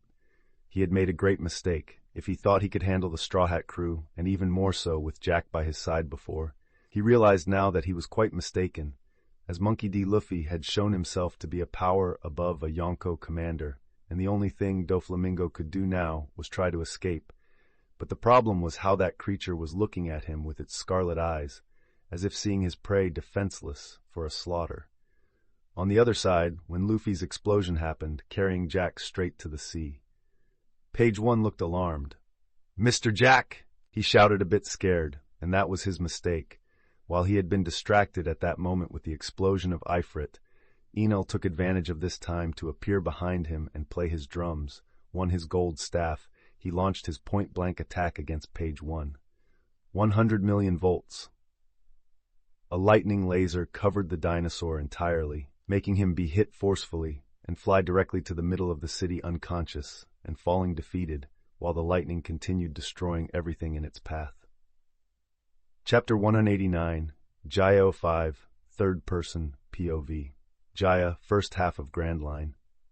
As Enel's attack lights up the island and Page 1 loses consciousness in the air after taking the hit, his body, now a mere object in free fall, drops amidst all the destruction. On the other side of the town, standing before Doflamingo, rising like a mountain of fire and fury, is Ifrit. Luffy calmly stares him down, flames breathing out of his nostrils in this transformation. Doflamingo, always confident in his abilities, refuses to succumb to fear. With a defiant smile still clinging to his lips, he prepares to fight this monster. The air around him vibrates with the tension of his conqueror's haki as he launches sharp threads towards the fire giant. However, the power difference is now clear with Luffy in this form, not even moving to receive Doflamingo's attacks. The threads hit his skin, but Ifrit's rocks do not even suffer damage, making the Shichibukai frown even more at this. Seeing it was futile, he only thought of one thing: "I must escape!" He soared into the sky with the intention of leaving the island, but the flaming shadow stood in his way. Before Doflamingo could react, Luffy punched him with haki and flames, sending him flying back to the ground like a projectile, lifting the entire street and creating a hole. But Luffy didn't stop there. As he approached the ground, he immediately punched the ground where Doflamingo was. Each of Luffy's punches like a meteor strike, charged with armament haki, making the city tremble. Luffy stopped punching the crater for a bit, no longer feeling Doflamingo's presence there, and saw him emerge from the ground elsewhere. He transformed his body into flames and charged at the man, preventing Doflamingo from escaping. Doflamingo emerged from the ground, bleeding and growling at Luffy amidst the city, already devastated by the battle. The few spectators now, but already scared and still fleeing, looked back only to see the silhouette of Doflamingo being subdued like an ant. Frustrated by the futility of his resistance, Doflamingo attempts his last play, the creation of thread clones in an evasive maneuver, hoping somehow to find a way to escape the island. Many copies fly towards Luffy, trying to confuse him, as Doflamingo noticed that Luffy didn't seem to master the observation haki very well, and he flies into the sky. But, as if fate conspired against him, Enel appears in a lightning bolt in front of him. Even wounded by previous battles, Enel looks at him with disdain. Beating his drums, he launches a direct attack at Doflamingo. 100 million volts, Enel announces, and then releases his electrical fury on the man. The electricity envelops Doflamingo's body, making him fall back to the city ground with a crash. The explosion lights up the city once again, and a cloud of smoke once again covers half the city. Luffy approached near the explosion after dealing with Doflamingo's clones. He didn't like people meddling in his fights, but he wouldn't complain to Enel about it. Everything seemed to calm down for a moment, while Doflamingo was still inside the hole created by the lightning and his body. Damn! How is he getting beaten like this? He growls, buried and frustrated. A wave of Conqueror's haki launches out of the hole with Enel's frustration, and everything around starts to turn into lines. He had awakened his fruit in this desperate moment. Doflamingo comes out of the hole still injured and launches his lines made from the city's debris towards Luffy, approaching with his heavy steps. Unfazed, Ifrit opens its mouth like a flamethrower. It unleashes a roar with a torrent of violet flames. The flames collide with Doflamingo's threads, consuming them with a surprising ease. Again and again, Doflamingo continues to growl. Nothing he did seemed to have any effect against this rookie, if he could even call him that now. Frustration was a mistake. He didn't even see it as Luffy approached with super speed, slamming him back down to the city as his body lifted parts of the city and the island shook once again with the force of the impact. Doflamingo returned to the fight once more, but in the sky he began to summon his power, and Jaya started to create threads in all areas of the island, intending to launch one of his largest attacks, enveloping the island in a cage. Do you think I'll let you complete that? Ifrit appeared above Doflamingo. This ability of Doflamingo required some time to charge, allowing Luffy to rapidly close the distance with his speed, determined to finish the fight right then and there. With a gleam of determination in his eyes, Luffy concentrated his strength, amplifying it 60-fold as his fist was enveloped in haki. Luffy struck Doflamingo without a chance for him to dodge due to Luffy's sudden appearance and his focus on his last resort, sending him flying across the island, where the tyrant of Dressrosa destroyed an entire mountain with his cataclysmic impact. The island trembled with the impact. Even the edges of the island lifted, creating a tsunami with the force that it sank into the center of the place. What's this? A giant wave. The island is lifting. What is this? How can humans have so much power? As ships tried to escape the wave and looked upon the unique sight of an island being affected by the force of such a battle, while people on the island attempted to flee and balance themselves with the change in angle, the land began to lower, normalizing its height. But now there were cracks everywhere, which would permanently change the island's geography. Luffy watched the spectacle while suspended in the air. He went towards the colossal cloud of smoke as his transformation wore off and entered it. Some time later, he emerged flying with his wings in human form, lifting Doflamingo's unconscious body, returning to the city. As he landed, still carrying Doflamingo and approaching Page 1, who had also fallen. The beast pirates, in a frantic attempt, tried to retrieve Page 1 as they were trying to drag him back to the ship. "Hey, what do you think you're doing with my prisoner?" Luffy raised his voice to them, his presence still unnoticed by the pirates dressed as barbarians. "He's here. What do we do?" "Let's run. We can't face him. We must call Boss Kaido." Do you know what you're doing?" One of them gathered courage and pointed at Luffy. "Yes, I'm stealing a member of Kaido's crew. You should be more worried about Jack in the sea. I think you should rescue him, even though he's a fishman." Luffy commented, "You're attacking the beast pirates. Kaido will never let you go," said another with more courage. "Tell the old man I'll be visiting him in Wano as soon as I can." Luffy commented and started to launch flames at those men, who had to flee after Luffy's attack. As they screamed and ran, Luffy approached Page 1. Enel appeared beside him with lightning striking from the sky. "You defeated him. Congratulations, since you couldn't beat anyone." Luffy mocked Enel. "Tsk, I just had a bit of bad luck." Enel responded arrogantly. Luffy ignored Enel and picked up Page 1 with his other free hand and began to walk through the now completely destroyed city. The few who remained watched Luffy walking alongside Enel while carrying the two bodies as if they were nothing more than bags after shopping. Kid's expression not hiding his disgust with the situation. "I don't know why you're here, but it seems like you almost died," Luffy commented with an acknowledgement. "Tsk, Mugiwara," Kid growled. His goal when he deviated from his route through the Grand Line was the same, thinking that defeating him could bring great fame at sea.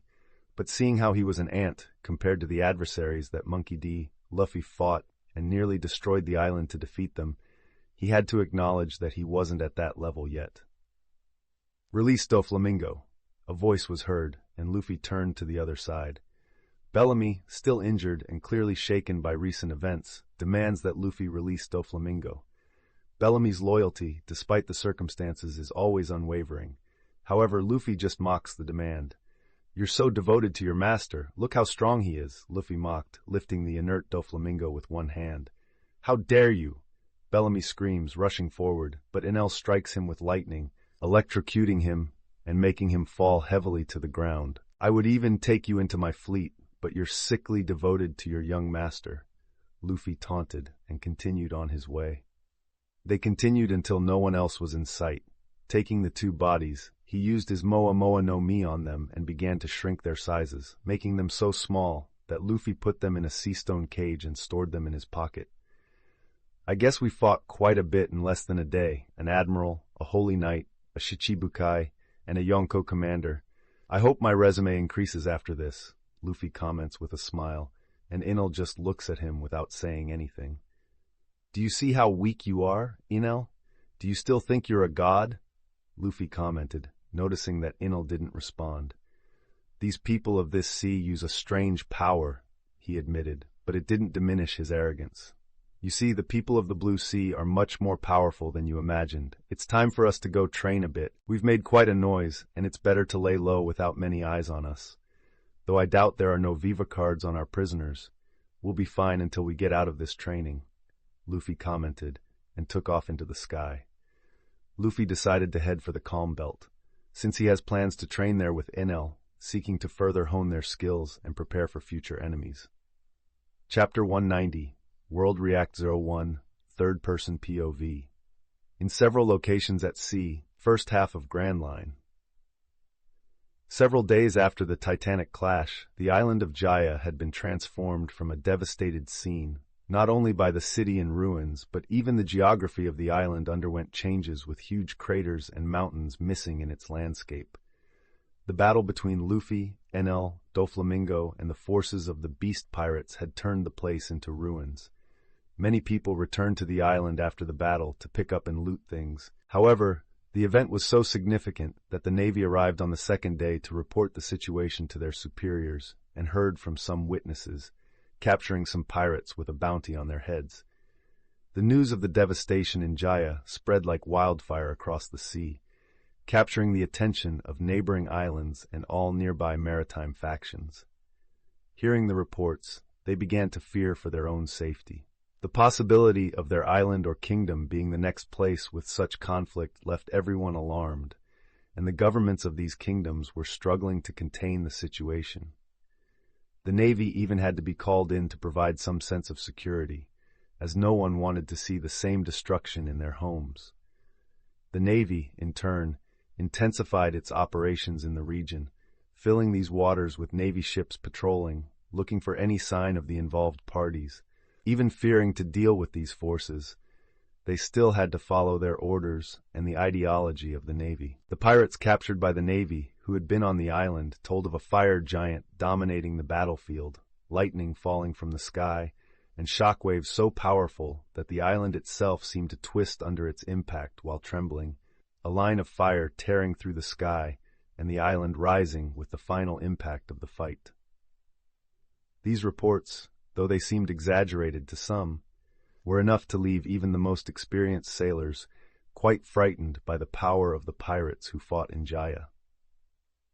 Elsewhere, out of the eyes of the Navy, since they destroyed all ships that tried to board them, the ship of the beast pirates was sailing with a somewhat injured Jack at the center. Hours after Luffy made them flee, they finally managed to rescue Jack from the bottom of the sea, who was thrown by Luffy's blow. Found in a semi-conscious state and severely injured, Jack was brought back to the surface and immediately taken to his ship, where he began to recover from his physical wounds and the blow to his pride.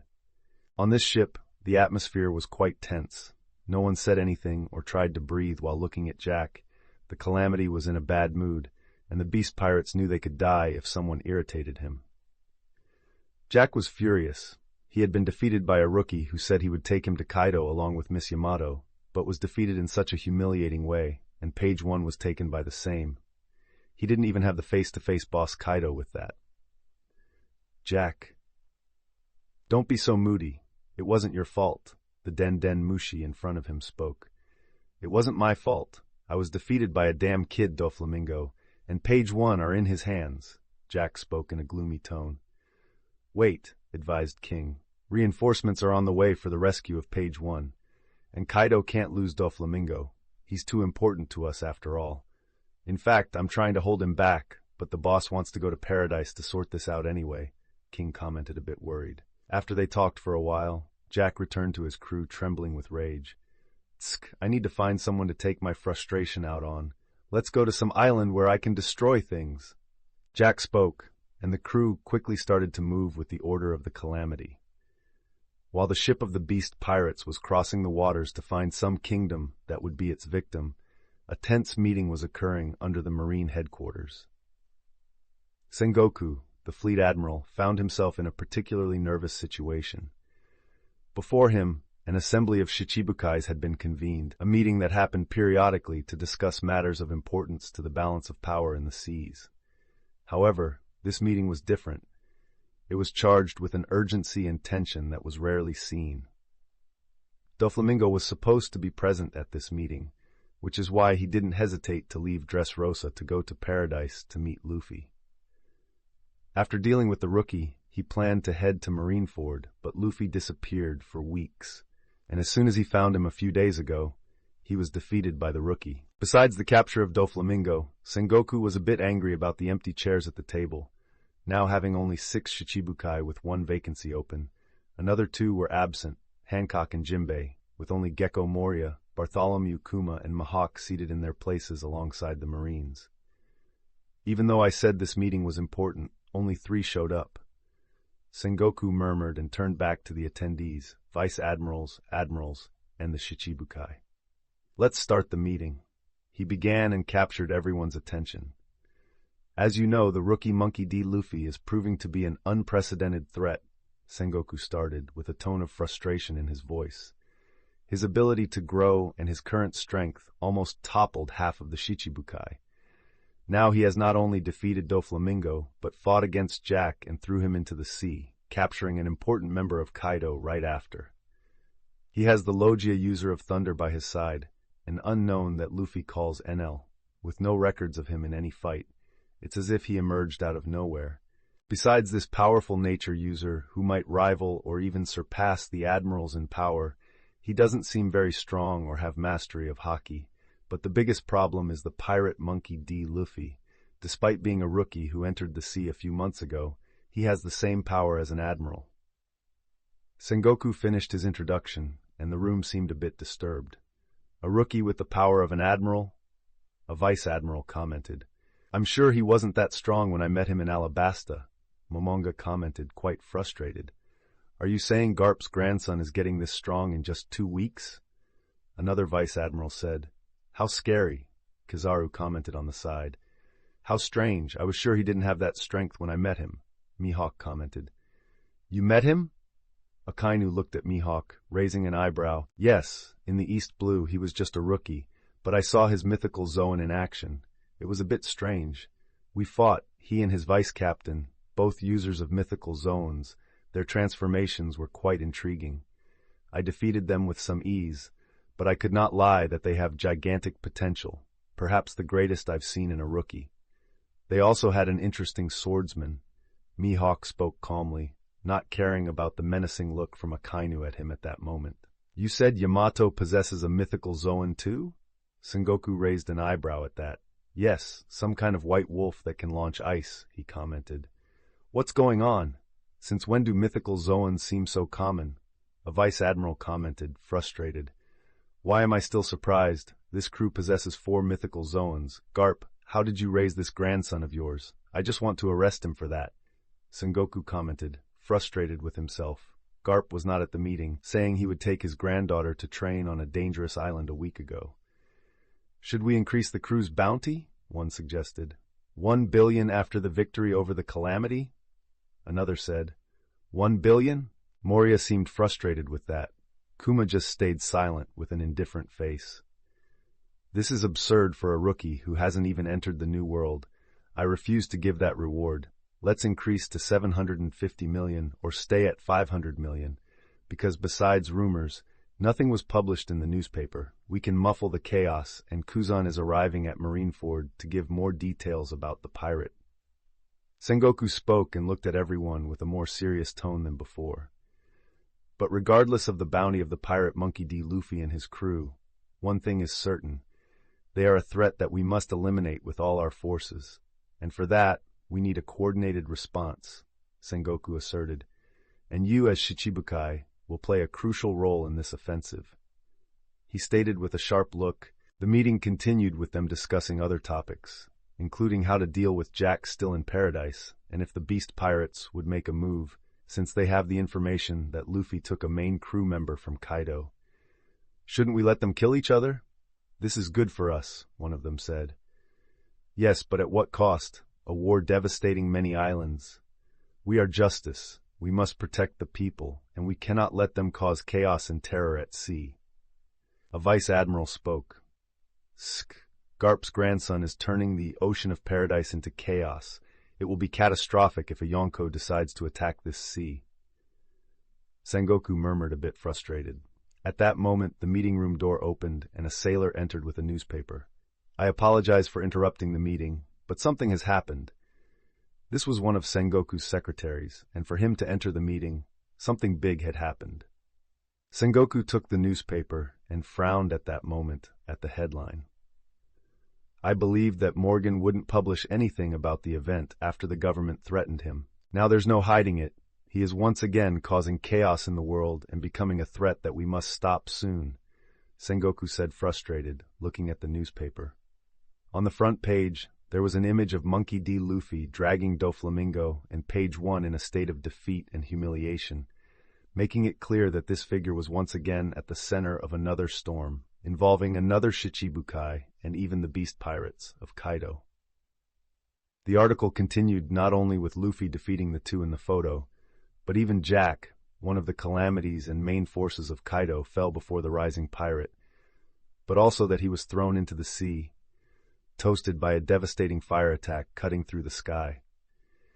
This act was not just a display of brute power, it was a direct declaration of war against one of the Yonko of the New World, Kaido, often described as the strongest creature on the planet. Luffy's audacity in challenging such a figure, known for his unparalleled strength and feared influence on his territory, reverberated through the world like an earthquake, shaking the foundations of the established power balance.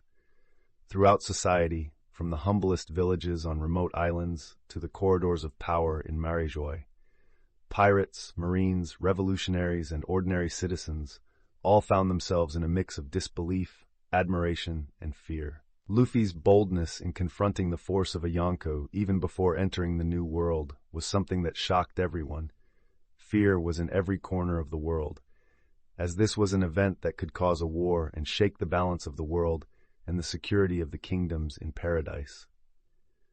In the effervescent editorial office of Morgan's, the media mogul and president of the World Economic Journal, the atmosphere was of palpable excitement.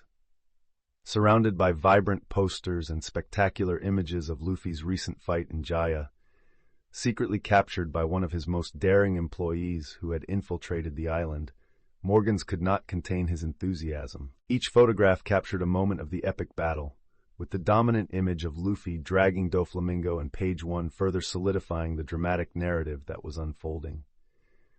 Meanwhile, the person responsible for this headline was sitting in his office, screaming with joy and laughing with a satisfaction only the prospect of record sales that this headline would bring.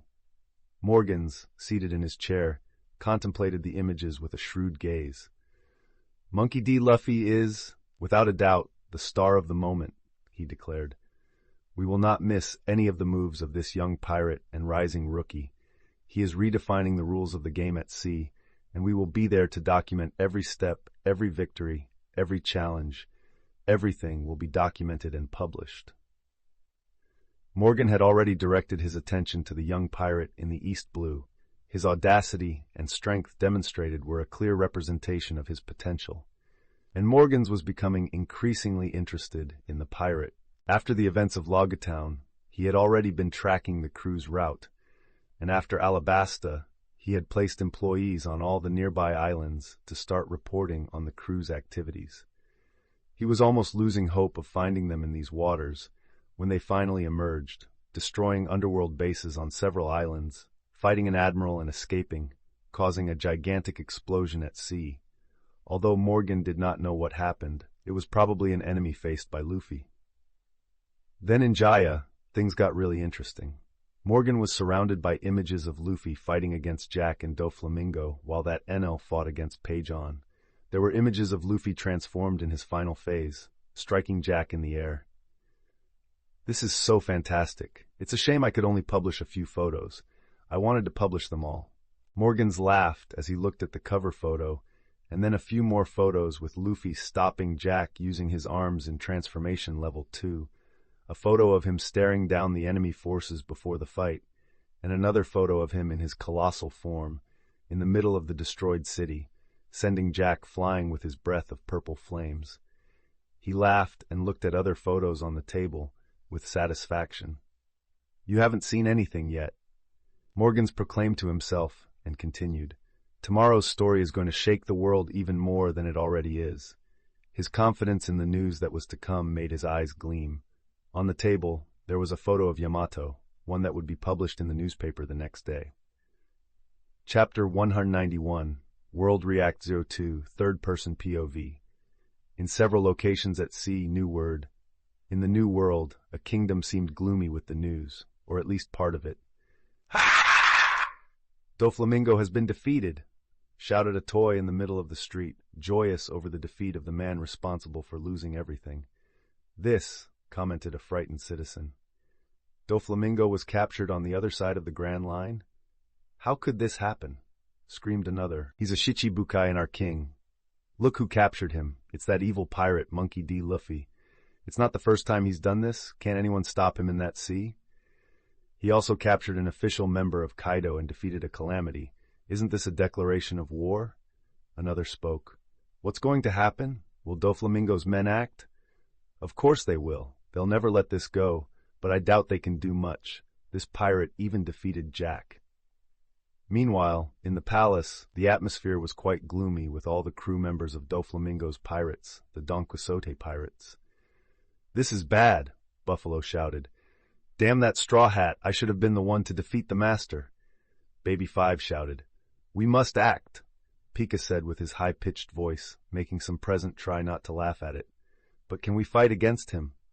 Dellinger asked a bit nervously. Contact Virgo. We need more information from the Marines. Diamante gave the order. They had Joker's Viva card, which still indicated the direction of where he would be. On the other side of the country, 2 women sat together in a corner of the Colosseum. Is it true someone defeated Doflamingo? Rebecca looked with bright eyes at the photo in the newspaper. Yes, it seems Doflamingo met someone crazier than him. Violet said with a smile she hadn't shown for years. She looked at Luffy as a hero she had always sought. Also contact the Beast Pirates, he concluded. In Wano, more specifically in Onigashima, chaos was everywhere. My brother, he captured my brother, Ulti screamed, punching the walls of the place. Calm down, Ulti, Black Maria spoke, trying to calm the woman. How can I calm down? I must go to that sea and catch that monkey D. Luffy. Page 1 needs his big sister. Ulti spoke frustrated. This pirate, he defeated Jack. What can you do? Sasaki commented on the side, and Ulti could only get frustrated. From the other room, Kaido drank his sake while crying. He defeated Jack and captured Doflamingo in Page 1. He even told Jack that I was his father-in-law. Kaido exclaimed, looking at the small newspaper and the headline with Luffy. He won't even invite me to the wedding, Kaido growled, seeming to have lost something precious with that, and his members surrounding him and trembling were in doubt if he took it seriously. He dares to say now my daughter belongs to him, he shouted again, crying. Lord Kaido, calm down. We'll solve this. I told Jack we would send reinforcements. King spoke, fearing Kaido would act recklessly. Yes, you're right, Kaido spoke, wiping his tears. I will send reinforcements, but those reinforcements will be me, he said, drunk, and stood up. King tried to stop him from acting, but it was too late. Kaido broke the ceiling while transforming into a blue Chinese dragon and took off to the sky, while the people in the room tried not to be crushed by the stones from the broken ceiling. Queen looked towards where Kaido was going and disappearing into the sky. I know, he took the wrong direction, King said as he leapt into the air to follow Kaido, transforming into his ancient Zoan. Elsewhere, in the same sea of the New World, a meeting was happening at that moment. It was not a simple meeting. A ship with a Yonko was approaching another ship with another Yonko. The ship called Red Force was approaching the Moby Dick. He came personally? A crew member of the Whitebeard pirates murmured. It seems so. What are we going to do, Pops? Marco looked at the ship and then turned his attention to the great man in the middle of the boat, Whitebeard. Let that brat come to me. Let's see what he wants. Whitebeard commented. It didn't take long for Shanks' ship to approach the other, while the crew of Moby Dick waited and saw one of the strongest men in the world jump from that ship to theirs with a barrel of sock on his back. Everyone fell silent as the man walked to the center of the ship, but something started to happen. Pieces of the Moby Dick's crew began to faint. Hey, what's happening? Said one, looking at his fainted companion. He's using Conqueror's haki. He'll be fine. For those with weak spirits, stay back if you don't want to faint too, said a commander. Shanks approached the man at the center. Whitebeard looked at him calmly. They said nothing to each other, just stared. Shanks simply tossed the sake barrel and Whitebeard caught it. Without a word, they served themselves while Shanks had his own Japanese-style cup. Whitebeard drank from the barrel. You know? Whitebeard was the first to break the silence. Everyone was surprised when they heard that a strong man like you returned from the East Blue without an arm. What kind of enemy did you encounter in those waters? Whitebeard had a hint of interest. Shanks touched his severed arm. Bet it on the new generation, he said. You're referring to the owner of that old straw hat. Marco appeared next to Whitebeard and showed the newspaper to Shanks.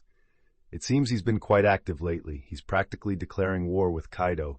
But to take down Jack being just a rookie, I must admit that's unprecedented. Marco spoke, showing yesterday's newspaper. Luffy, I'm quite surprised by it too. I didn't expect the kid to become so strong. I wonder what kind of chaos he'll cause when he reaches the New World. Shanks spoke. He was quite surprised by it too, screaming what Luffy had in mind when he received the newspaper, but laughed at the child's audacity. Yes, But have you seen today's newspaper? This is the reason why Jack got into a fight with Luffy. I'm sure Kaido won't stop now that I know his real reason for hunting a rookie in the first half of the Grand Line. Marco showed another newspaper, one that came a little before the Red Force appeared. On it was the photo of Yamato with the article. This what? Shanks lost his serious demeanor and made a shocked grimace. Luffy stole Kaido's daughter and declared the Yonkou his father-in-law. Shanks shouted, flabbergasted. Gurarara, that brat has guts, I admit. But this is his recklessness. Nobody knew Kaido had a daughter all this time, and now a rookie takes her and says he's his son-in-law? Newgate laughed at the rookie's audacity.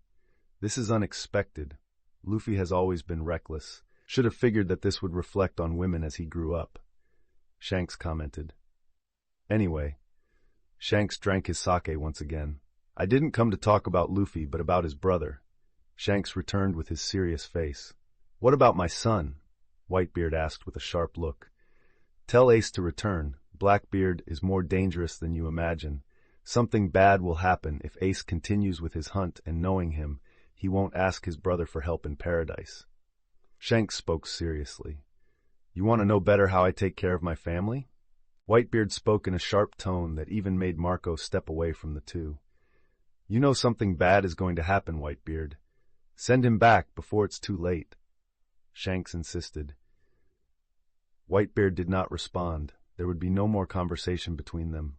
Now they would speak as pirates. Shanks sighed as he stood up and threw away his sake cup, while drawing his sword from its sheath. Whitebeard threw away his barrel and picked up his Bacento. In a movement with everyone holding their breath, the weapons clashed against each other. A wave of Conqueror's haki went out from the impact, messing everything around while the sky was split in half. While all this was happening in the New World, the rest of the planet discussed and feared a war in the first half of the Grand Line. The news in question that came out today would shock the world again with a new piece of information. In today's edition of the World Economic Journal, the dominant headline captured the gazes and imaginations of readers around the world with one of the most explosive and shocking stories of the year. The front page displayed a stunning photograph of Yamato and Luffy side by side, highlighting the striking physical differences between them. Yamato, a taller woman dressed in her Wano attire with her yellow and red horns, and Luffy, wearing his usual cloak and displaying his bandit smile. The next photo focused on Yamato's smiling face with her weapon over her shoulder. The headline proclaimed, Bombshell Revelation, Yamato, vice captain of the Straw Hats and officially declared by the captain himself as his lover, is actually the biological daughter of Kaido, known as the strongest creature in the world. Monkey D. Luffy declared in Jaya before the island's destruction that Kaido was now his father-in-law and would not invite him to the wedding. The subtitle added, in a bold move, Luffy steals the daughter of the world's strongest creature and announces wedding plans, leaving Kaido out. A third photo appeared on the front page of the newspaper, Yamato on one side and Kaido on the other. It was clear that they were really similar in many aspects. Their appearance was not so similar in coloring, but they used the same weapons, had horns, and had the same postures.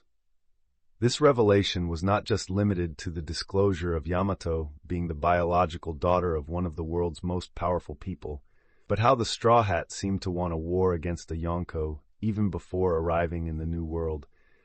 That even though he had defeated Jack and nearly half of the Shichibukai, most people were skeptical that the Straw Hats could actually fight a Yonkou.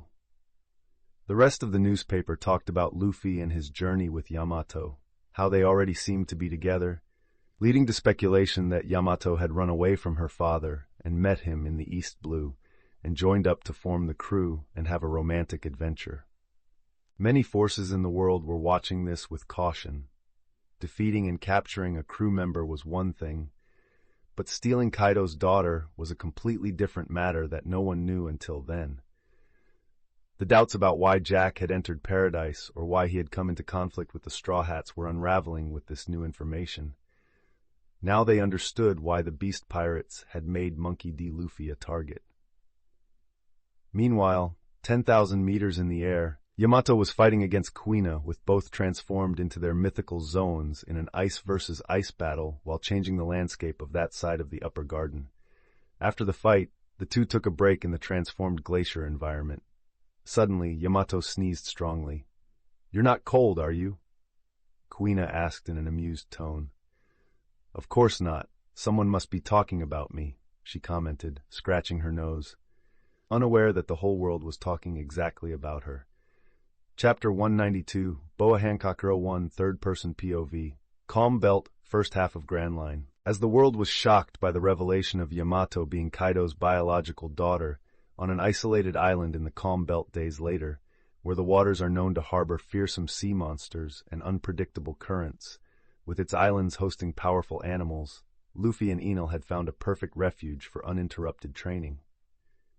The island was being bombarded by explosions. Enel lay on the ground injured while a gorilla seemed to be celebrating victory over the former god of Skypiea. "Damn! How can I beat this creature without my powers? Get this off me!" Enel demanded from a Luffy beside him. "Stop complaining. I'm using the same handcuffs as you to fight the creatures without my powers, and I'm still winning. You rely too much on your abilities, which is a big mistake. You need to learn Haki, given your poor performance. Do you still think you can become a god this way?" Luffy commented with disdain in his tone. He had put on handcuffs to restrict all devil fruit powers, so they could only use Haki against the island's creatures. While Enel was getting beaten up by the gorilla, in front of Luffy lay an elephant, a snake, and a lion on the ground after he defeated them. Luffy did not win easily. After all, these animals were not simple, but in the end, he won with some injuries. "Why can't I beat them?" Enel complained. He could be a great user of observation Haki, but with armament Haki, he was quite bad. "Watch how it's done," Luffy said, and using Soru, he appeared in front of the gorilla and with his fist wrapped in Haki, he punched the animal, sending it flying backwards with the impact and falling unconscious. "I think I'll have to look for an island with stronger animals," Luffy commented, looking at the fallen animal, and turned his attention to a frustrated Enel. "Enel, I'll leave you here for a while. I think it's better for you to train and learn from this book," Luffy commented. The real reason for taking Enel from Skypiea was the tension he could bring. Since he killed so many people from that place, the inhabitants would not like him training with them, and Luffy wanted to greatly strengthen that kingdom for the future war. So putting Enel on this island to learn about Haki and the 6 styles while training would be a good option while he continues his journey until he returns to the crew. "You can't be serious," Enel commented a bit cautiously. "Yes, I'm serious. Don't you want to become a god? Or are you afraid of a little island? If you can't survive here without using your powers and become stronger, you would never be worthy of achieving your goals." Luffy spoke, and Enel just snorted but found his own determination. "Fine then, I'll read this book and get stronger as you say." He spoke, and Luffy threw the book to him. Luffy handed over some basic survival items to Enel, but the big-eared man was to be responsible for his own survival here. After that, Luffy removed his own handcuffs but left Enel with his. His training was to not rely so much on his fruit and to strengthen his body with new techniques. "With that, I'll say goodbye. I'll return as soon as I can. I hope you won't disappoint me, Enel," Luffy commented, creating his wings to fly even faster. "Tsk. When you see me again, I'll be more powerful than you, demon," Enel spoke with his usual arrogance, but Luffy did not believe his words. Luffy did not respond and leaped from the ground into the air, quickly beginning to ascend above the island. "Where should I go? I must train on an island stronger than this one before seeking my target," Luffy murmured. He was in the middle of the calm belt, so he could choose any direction. He then picked one and began to fly towards it, not worried about Enel and his location, since he had his Vivre card. Luffy traveled for hours using his increased speed until he found another island and headed in that direction. But in the sea between Luffy and the air and the island, a certain boat was navigating those waters at that time, with 2 giant snakes carrying the ship and the Kuja pirate's symbol on its flag. On that boat, sailing smoothly even through the treacherous waters of the calm belt, at the bow of the ship, a woman with long legs walked along the wooden deck, while the women around stopped what they were doing to watch her approach. "Hancock-sama?" Most shouted. "Sister?" Boa Sandersonia looked surprised at her older sister next to Boa Marigold.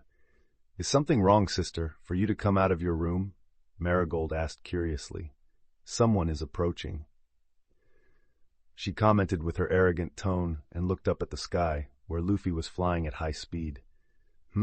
He noticed the ship below him for the first time, and with his vision saw the identity of the flag. "Kuja pirates? I didn't expect to encounter Hancock so soon," he commented. "But anyway, since we're here, let's say hello." With that, his wings flapped, and he headed in that direction. Boa Hancock looked at the man approaching, while her sisters quickly prepared as soon as they felt his presence. The pirates not proficient in hockey were doubtful and confused about the behavior of the three sisters. "Prepare yourselves, an enemy is approaching," shouted a woman with dark hair, with slightly better hockey. Luffy appeared 50 meters above the ship, blocking the sun with his black wings, looking at the Kuja pirates' ship with interest. "So you're Boa Hancock, one of the Shichibukais," Luffy commented in a playful tone. At that moment, however, a pink heart-shaped beam headed towards him. With a flash, he flapped his wings and dodged the beam at the last moment. "Is this how you greet someone, Hancock?" Luffy commented in the same playful tone, watching the beam fly into the sky. Boa Hancock just stared at him, putting her hands in a heart shape to petrify him. "He is the pirate Monkey D. Luffy, with a bounty of 750 million, Sandersonia commented, picking up some papers with a newspaper. 750 million. It went up even more? Let me see that," Luffy commented with shining eyes while looking at the papers in the woman's hands. He quickly started flying towards the ship. Boa Hancock began to launch her attack, seeing this. "Mero Mero." The pink beams flew towards Luffy. He didn't know what could happen, so the best option was to dodge them. After all, he couldn't deny his attraction to Hancock despite finding Yamato even prettier. Luffy continued dodging the beams. Tsk. Hancock frowned as she couldn't hit him, and before anyone could react, Luffy appeared in front of her sister. "Hello!" Luffy greeted Sandersonia before she could react, but in that time, Hancock ran across the deck and jumped to kick Luffy. Luffy was a bit surprised by the long legs coming towards him. He quickly dodged the attack by ducking. "No panties? At least you take care of its appearance," Luffy commented, looking under Hancock's leg and inside her dress. "You damned man!" Hancock seemed enraged at that moment, as a man dares to speak so easily of her private parts. Luffy dodged another kick and just smiled. "Don't get angry, you really are one of the most beautiful women in the world, but there are others like you, so don't act like you're the center of the world." Luffy might have been smiling, but he said it with disdain. He personally did not like Hancock's arrogant personality. "What did you say?" Hancock seemed even more irritated, throwing many kicks in Luffy's direction, but he started to dodge them and moved past Hancock. All this happened in a matter of milliseconds, while the other women could barely react to all of it. Luffy returned to Sandersonia and grabbed the newspaper in her hand before dodging new rays with the power of the pirate Medusa. This beam even hit other crew members, petrifying them. But Hancock was more concerned about hitting Luffy and venting the anger that this damned man had instilled in her. Luffy moved away from the ship again, looking with a small smile at the beams passing by him, while Hancock looked at him with so much anger that no one had gained so much anger since she fled from the Tenryubito. "Sister, be careful. He has already taken down 3 Shichibukais," Marigold commented with concern while looking up where Luffy was passing with his wings open. "This man, he's now coming after our sister?" Sandersonia said with some anger. "Prepare yourselves. We'll take down this man and protect our queen, Hancock-sama."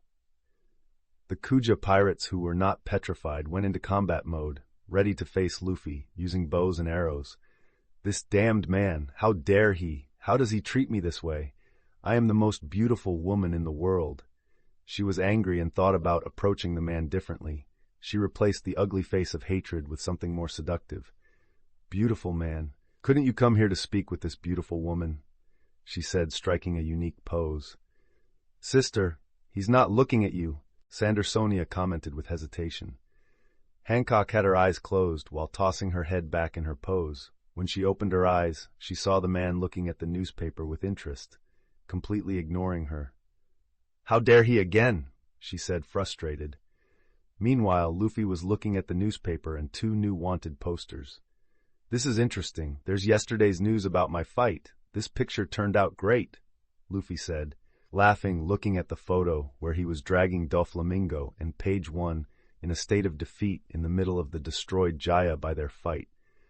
"But this last news is also surprising. I never thought they would publish something like this when I talked to Jack," Luffy commented, looking at the news of Yamato being Kaido's daughter and how the family was having internal problems, as the news reported that Yamato was fleeing from her father to marry the man she loved. "I bet Morgans did this on purpose, but my new bounty is really cool." Luffy laughed, looking at his poster with the same photo from the newspaper, him triumphing against powerful pirates as he walked victoriously. There were his poster, Enel's, and even Yamato's. Monkey D. Luffy, 750,000 berries, dead or alive.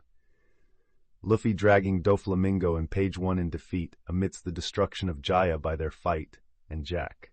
Enel, 200,000 berries, dead or alive. Enel smiling arrogantly surrounded by lightning. Yamato, 400 berries, dead or alive. Yamato with her weapon on her shoulder while smiling, her other hand on her waist, wearing her Wano clothes.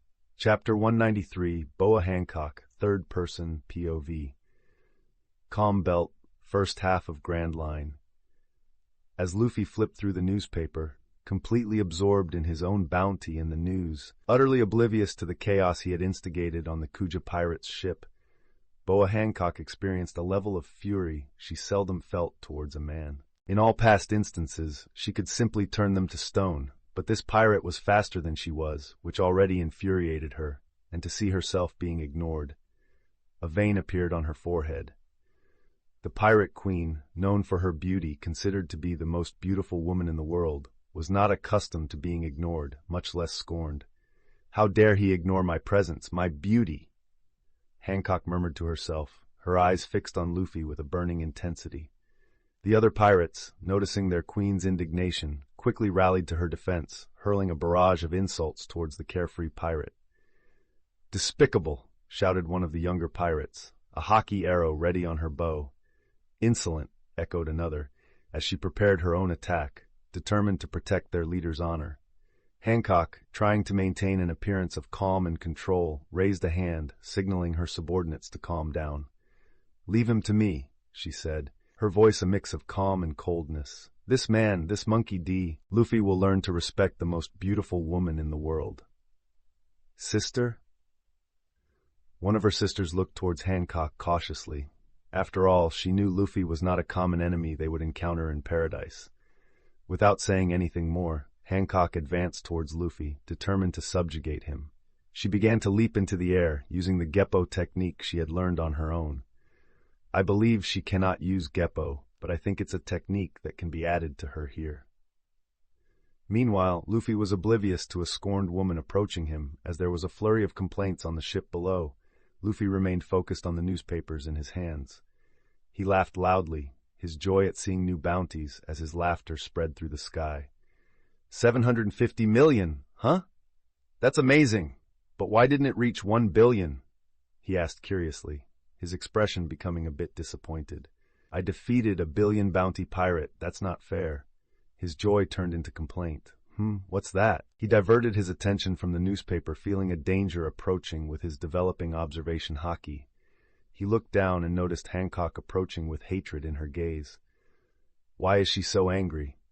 Luffy murmured and received a kick, dodging it, forced to drop the newspaper. Hey, don't disturb others in their reading, Luffy commented. You damned man! This queen will teach you a lesson and break you when you turn to stone, she said, starting a combo of kicks at Luffy. Hancock, you should wear panties. I can see everything from here, Luffy commented, dodging the attacks again. And I only like women who I have exclusivities with. It bothers me if someone else can see something that only I should, Luffy commented calmly. What are you implying with that? I will kill you, she snarled. Your arrogant personality is also a turn-off, he said, making her intensify her strikes even more. Luffy was the most hated man for Hancock at that moment. "You're really sensitive, aren't you?" Luffy complains with a kick passing just milliseconds from his head. "This is getting dangerous. I'll have to fight back too."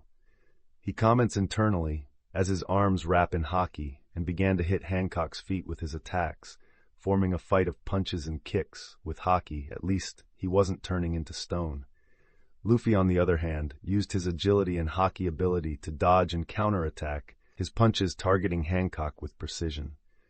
The duel between the two was not just physical, but also a confrontation of wills, where Hancock's fury collided with Luffy's uncommitted joy. Luffy and Hancock began to exchange blows, causing a disturbance in the air with the sonic explosions of both forces. Luffy could not beat her in his usual form just with wings, but at least he could defend himself for the moment. Boom!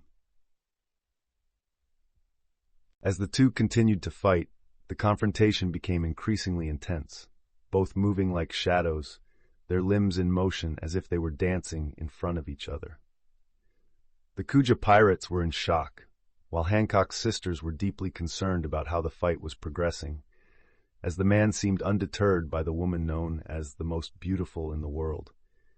At one moment, Hancock decided to add a different twist to the fight using her fruit, fighting only with her legs against Luffy. She moved her arms and formed a heart with her hands in front of Luffy.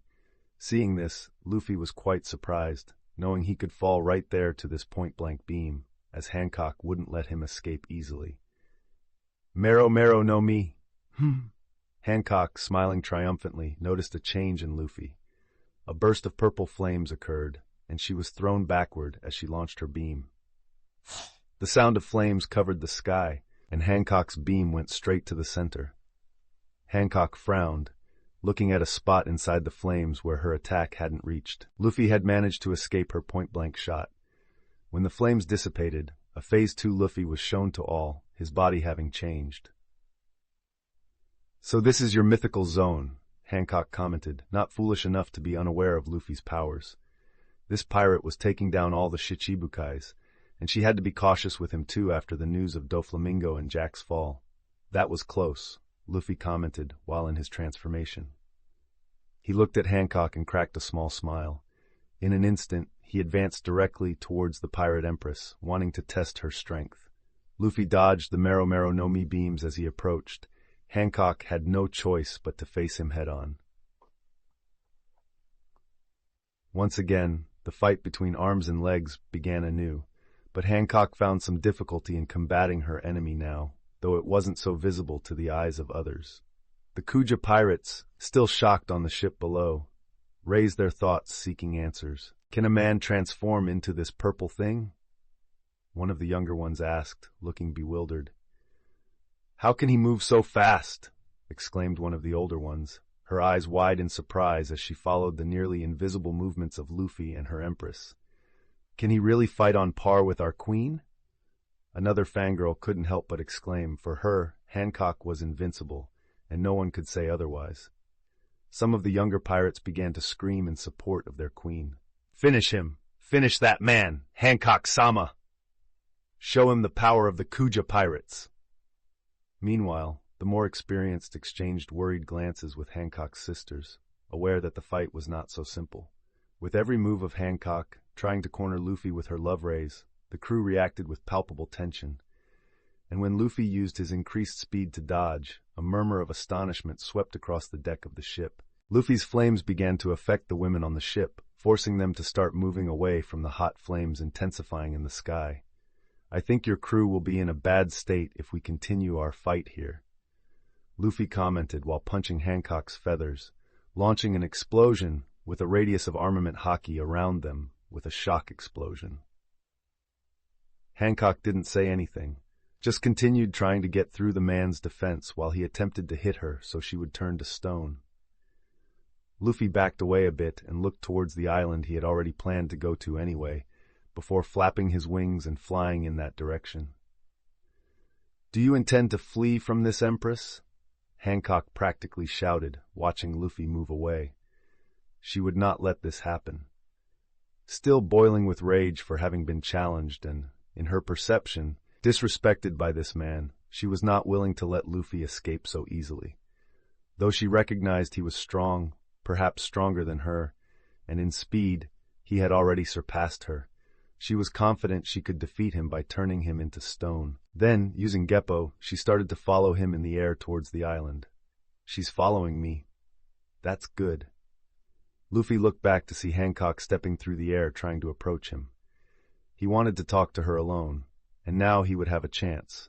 While on the Kuja pirate's ship, everyone watched dumbfounded as the two moved away.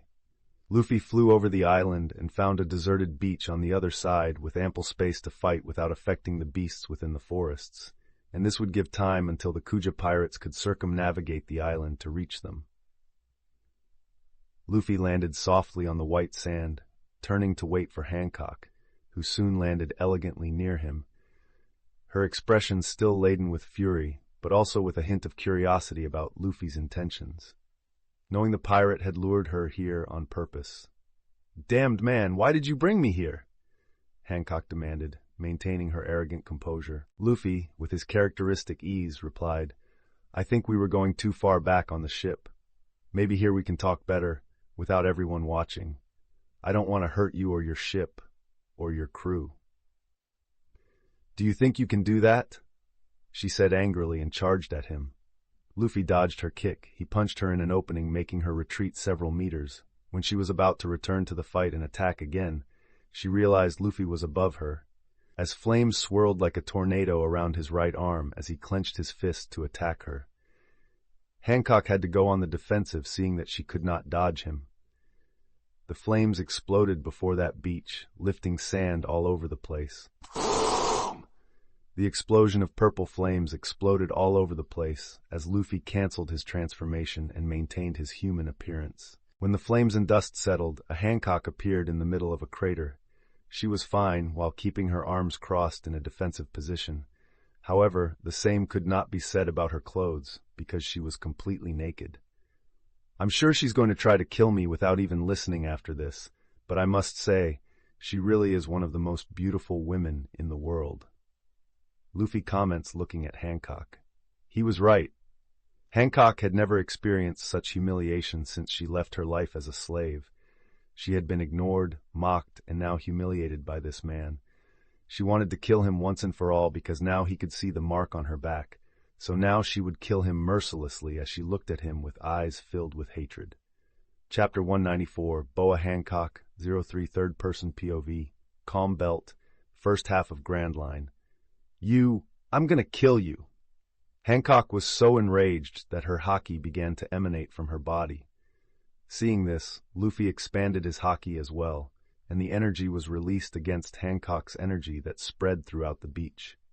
The two hakis met, causing them to collide with each other, creating a wall of energy while yellow lightning appeared in the air. The haki of both expanded, sweeping the island and even turning the day dark as they clashed against each other. He's a user of Conqueror's haki too, but it's not a surprise given his background. Hancock commented as she watched her haki clash with Luffy's to see which would subdue the other. She might be angry at this man to the point of wanting him dead, but that didn't stop her from looking cautiously at him. This Luffy was dangerous, and with his clothes burned, he would see the mark on her back, needing to eliminate him before he leaves the island. Luffy watched the hakis clash while everything was affected by them. The sea began to recede from the shock as the island's trees leaned back with the beach's sand dust blowing towards the sea and forest. He didn't have his observation haki strong enough to see the forest, but he could tell that various animals were falling unconscious at that moment. "My haki has improved a lot in the last few months, but I'm surprised it's reached Hancock's level, though I've never seen her using this power in the original work." Luffy comments softly as one haki tries to dominate the other in the wall, yet both are in a stalemate.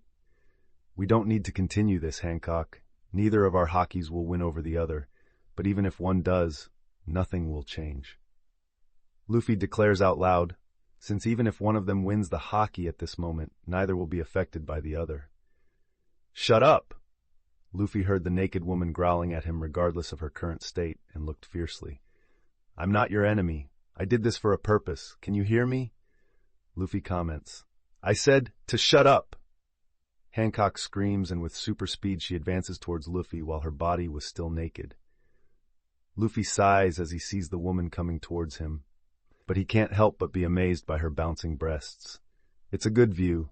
Moa Moa no Mi speed applies 60 times," he said, canceling his conqueror's haki. He moves his body, and Hancock's kick passes by him a moment later. He could even see the mark of the tattoo on her back at that moment. Hancock could no longer hide it and just wanted to kill him quickly so she could keep her secret. Luffy didn't comment as another kick passed by him. Hancock just growled, launching another kick, and Luffy moving his head to avoid it. He was dodging at high speed, while Hancock tried to hit him at any cost. "Stand still so I can kill you," she growled, and Luffy just laughed at the irrational suggestion. "Are you furious because I saw the slave mark on your back?" Luffy commented while seeming like a flash dodging the blows. He felt Hancock hesitating a bit. Her body trembled with negative emotions at that moment. "I can help you remove it if you want," Luffy commented once more, making the woman lose her composure and land on the ground while looking at him intensely. "What do you mean by that?" she asked with hatred, but there was also a mix of fear and curiosity in her tone. Luffy looked at her calmly, shifting his gaze from her body to her blue eyes. "I can remove that mark. I have a crew member with healing abilities. We can remove the skin and use his power to regenerate new skin," Luffy commented. He had good doctors in his crew, Chopper and Lamy, but now he had a member who could do something none of them could, or at least not as quickly, which is to regenerate. "Are you serious?" she shouted in conflict. "Yes, I know you don't trust me and think I will expose this information to someone outside this place, but the Tenryubito are also my enemies," Luffy commented, making Hancock stare at him intensely. "Do you know what you're talking about? Who are you to say they are your enemies?" She practically scoffed at the man's words. "I've killed 2 of them since I started my journey. I'm sure if it wasn't for hiding this information from the worlds, they would send all the admirals and government forces after me, although they are already doing that, not as urgently as I expected," Luffy commented, reflecting on the last part. He was certain that the 5 elders had already discovered that he eliminated 2 Tenryubito. "You can't be serious." Hancock spoke with a bit of conflict, not knowing if she could believe such absurdity. "Whether you want to believe it or not, it doesn't matter now," Luffy scoffed. "But don't you want to take revenge on them, on the Tenryubito, the world government? I can also give you a chance for that." Luffy spoke, looking her in the eyes. "What do you mean by that now?" She looked at him once more. She didn't know why, but the man's words intrigued her more and more with each moment they spoke. "What I want, Hancock," Luffy raised his hand towards her, pointing his finger at the naked woman. "I want allies. Allies for the war in the future, where I plan to overthrow the world government and give autonomy back to all the countries of the world, but also at the end of my adventure, I will be known as the Emperor of all the seas of this world," Luffy declared with a confident tone, leaving Hancock a bit disconcerted, even forgetting her hatred for the man. "You want to overthrow the world government?" she shouted in surprise. "Yes, as I said, I will become the Emperor of the Seas, and me and the government will never coexist when that happens. One must destroy the other. So believe me when I say that such a thing will happen," Luffy commented, leaving the woman speechless. "There are still people like that," Hancock murmured softly, remembering Fisher Tiger, the fishman who decided to stand up against the celestial dragons and freed many slaves while burning the Holy Land. She always thought no one would dare to speak such words against the gods of this world, but this man spoke it openly. Although it was just the 2 of them, it was unbelievable words for Hancock's ears. "Anyway, think about what I said. You might think I will talk about your slave mark when I leave here, but we have a common enemy. I can remove the mark on your back, and we can be future allies in the future when I start the war that will involve the whole world. For now, I came to train on this island, so take this." Luffy simply spoke. He had already done and said everything he wanted with Hancock, but he didn't hope that she would just accept his words, hoping that this would happen after the war, if it happens. He opened the system in front of him, while Hancock, still dazed, tried to understand the words of the man who didn't seem shaken while speaking such things. He didn't even seem to care if he was in front of the most beautiful woman in the world. His power seemed to really affect him. But he knew how to control his emotions as he ignored her, to click with his finger in the middle of the air without Hancock being able to understand what he was doing. Suddenly, a set of clothes appeared in front of him. He picked it up, a bit surprised to find something like Hancock's clothes in the store. He took it and looked at the woman standing a few meters away before throwing the clothes on her. "Take this.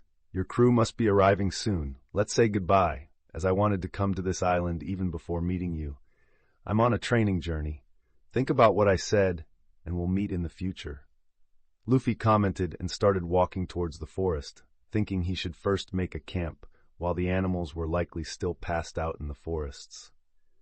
Meanwhile, Hancock, who had let the clothes fall over her shoulder, didn't take her eyes off where Luffy had been until recently, still thinking about everything the man had spoken to her. Can he remove my curse? Did he say he killed 2 Tenryubito? Did he really do something like that? He plans to become the Sea Emperor and face the world government? Was he not just lying?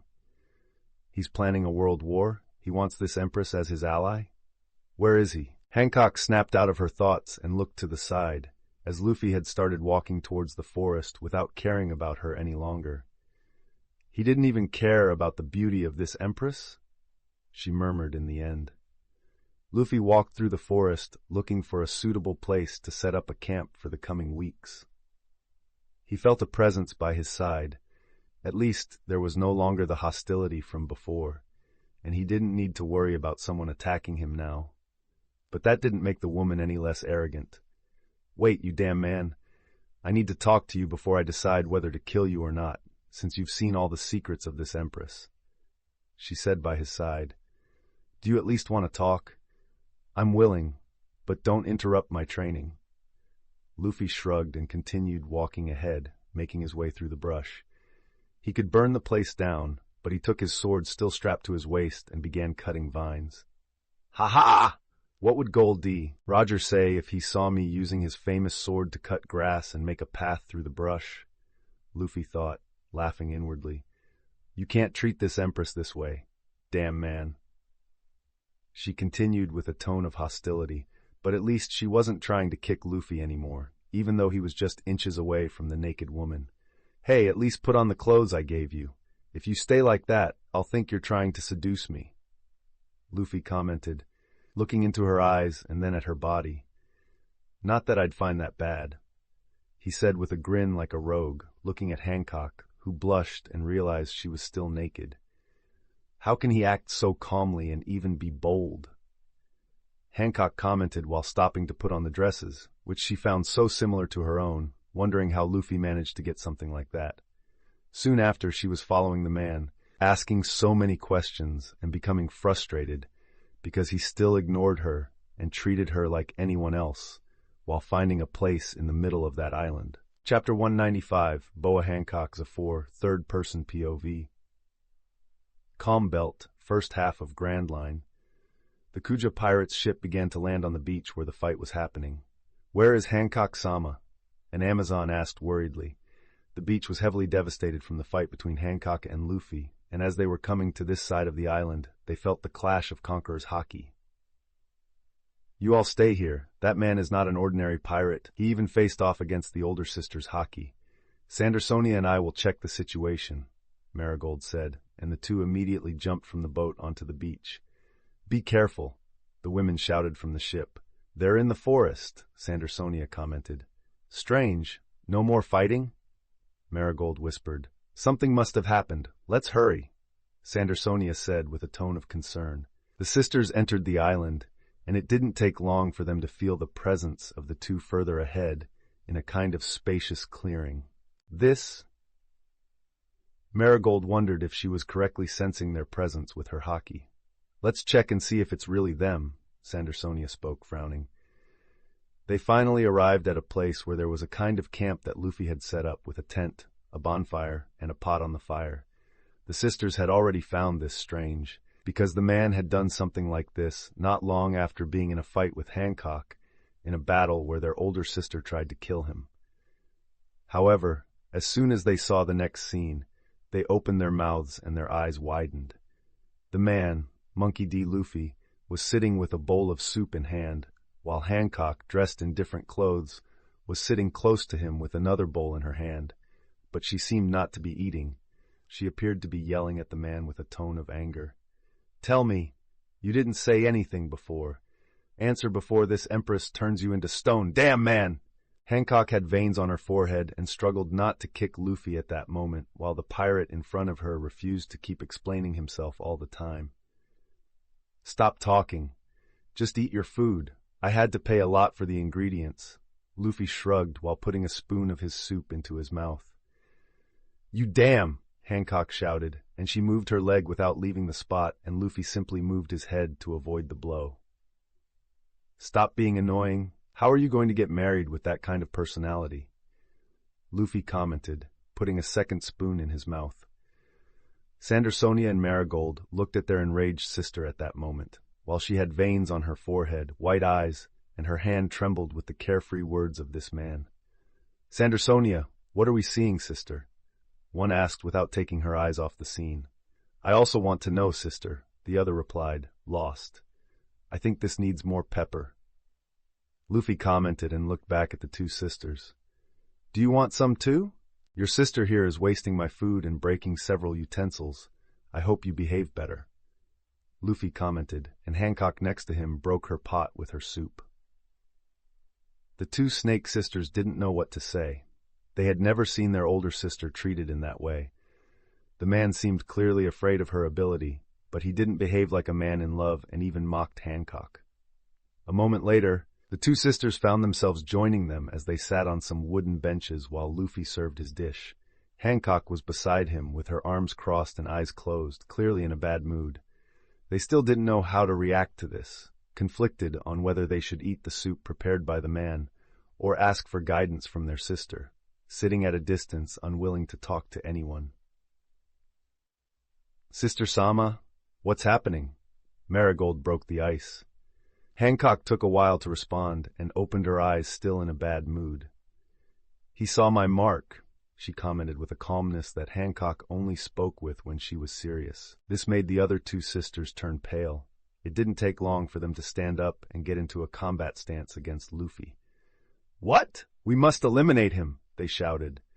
Luffy looked at them with annoyance as he saw the containers he had given the sisters broken on the floor. "You wasted the soup.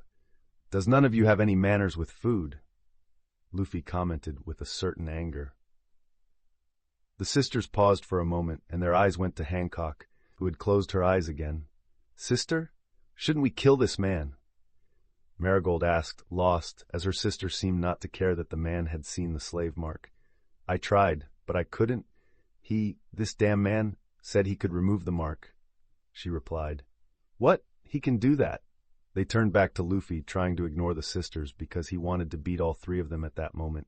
"Can you really do that?" Sandersonia now asked with a tone of hope. "Quiet! Can you let me eat in peace? I want to recover my energy when the animals of this island wake up so I can start my training." Luffy shouted at them and ducked before a long leg passed over him. The leg hit the pot of his soup, causing it to fall to the ground and spill all the food. Luffy looked at this before a vein appeared on his forehead. He looked at Hancock, who just crossed her arms and pointed her nose up as if she was doing him a favor.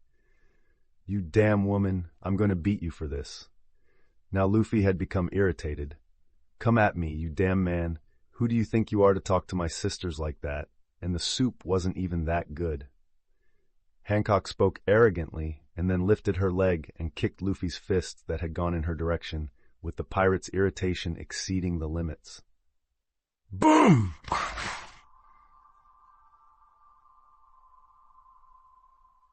They started exchanging blows with armament hockey against each other, while the whole terrain exploded with the confrontation. Sandersonia and Marigold looked dazed at this kind of situation, not knowing what to say as the dust rose and trees broke. "You damn woman, what kind of personality is this? You're going to stay single for the rest of your life.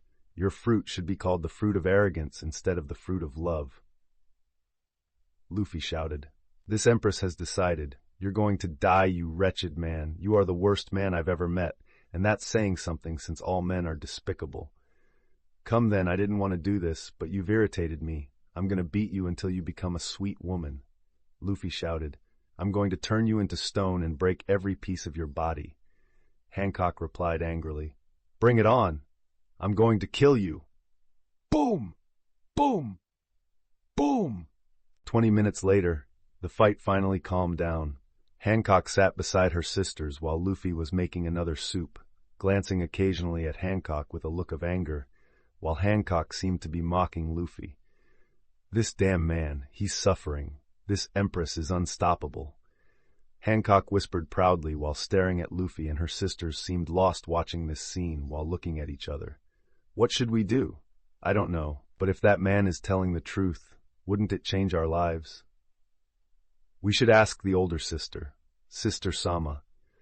Wait, I want to see him suffer more. It's so good to take revenge on this man after so many humiliations this Empress has suffered. Hancock silenced her sisters while still looking at Luffy with a satisfied smile. Since this man had ignored, scorned, and humiliated her, now she had a taste of revenge since she couldn't turn him into stone. In the end, the younger sisters just looked at each other and sighed. Luffy made another dish, as he had not recovered his strength and was hungry. I miss Reiju so much. He couldn't help but murmur, thinking about the food and the curves he barely got to enjoy, since he had been with her for just one day. As Luffy could not buy ready-made food from the system, he had to prepare with what he could, still resentful of Hancock for knocking over the pot of soup. When he finally finished without Hancock bothering him again, he returned to the sisters. As you know, I said I would remove the mark from your sister's back. I can do it, but not now while a member of my crew is not with me. I would do it another time, but you can trust me. I want to make an alliance with the Kuja pirates. Luffy declared. He wanted to be alone now, as he would start his personal training. Sister, shall we trust him? Do you really think he can do it? Marigold asked. I don't know, Hancock admitted, but he at least seems confident in his words. But I don't even know if we can deal with him even if we could. He also did not belittle me for my mark and instead wants an alliance to one day fight against the government and the Tenryubito. Hancock admitted, leaving her younger sisters stunned. Are we going to leave him here like this, sister?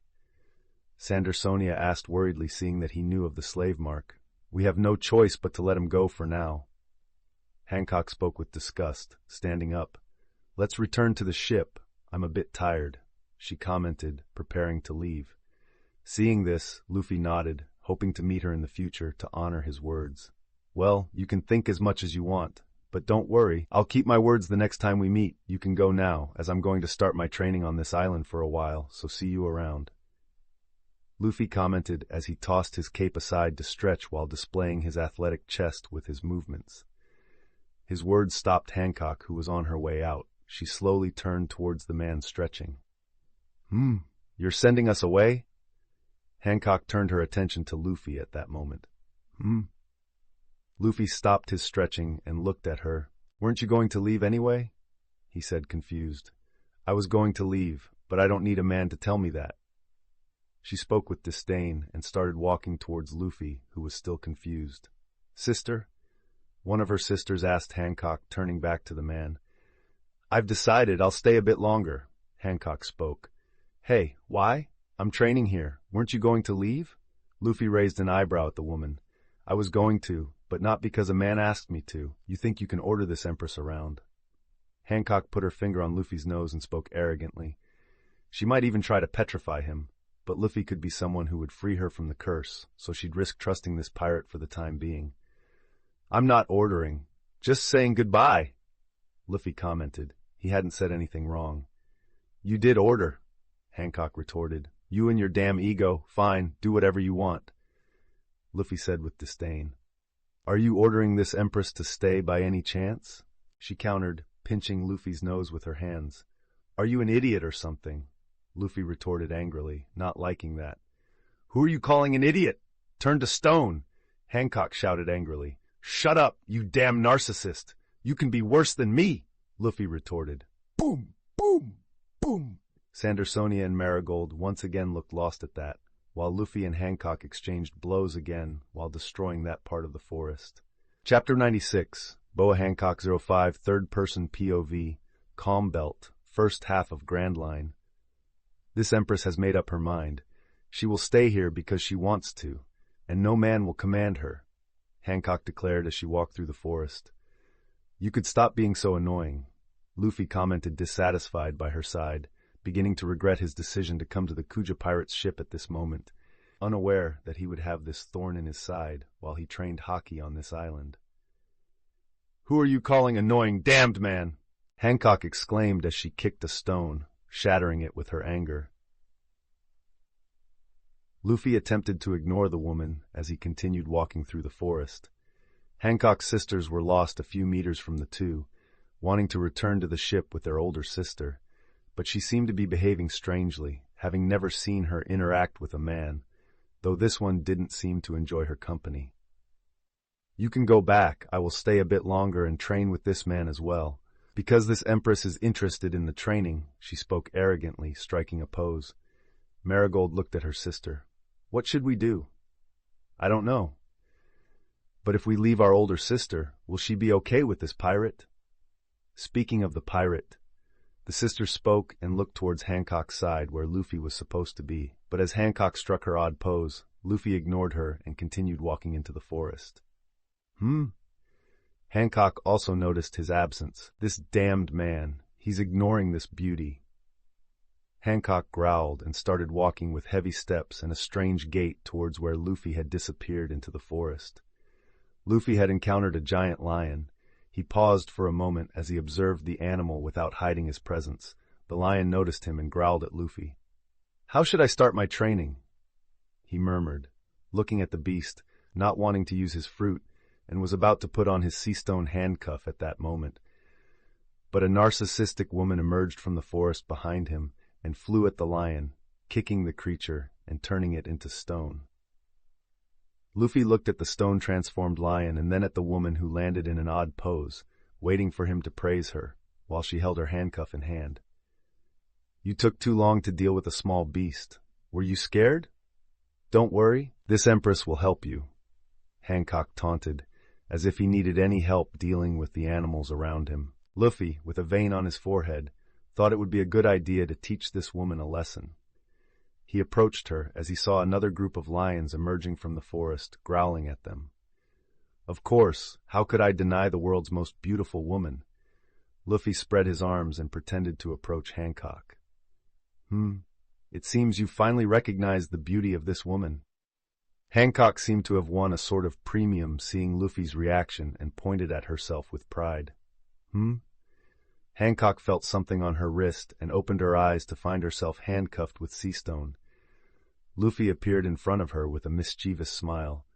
Well, if you want to participate in this training, you can't use hockey. Don't worry, I'll remove the handcuff as soon as you want to leave.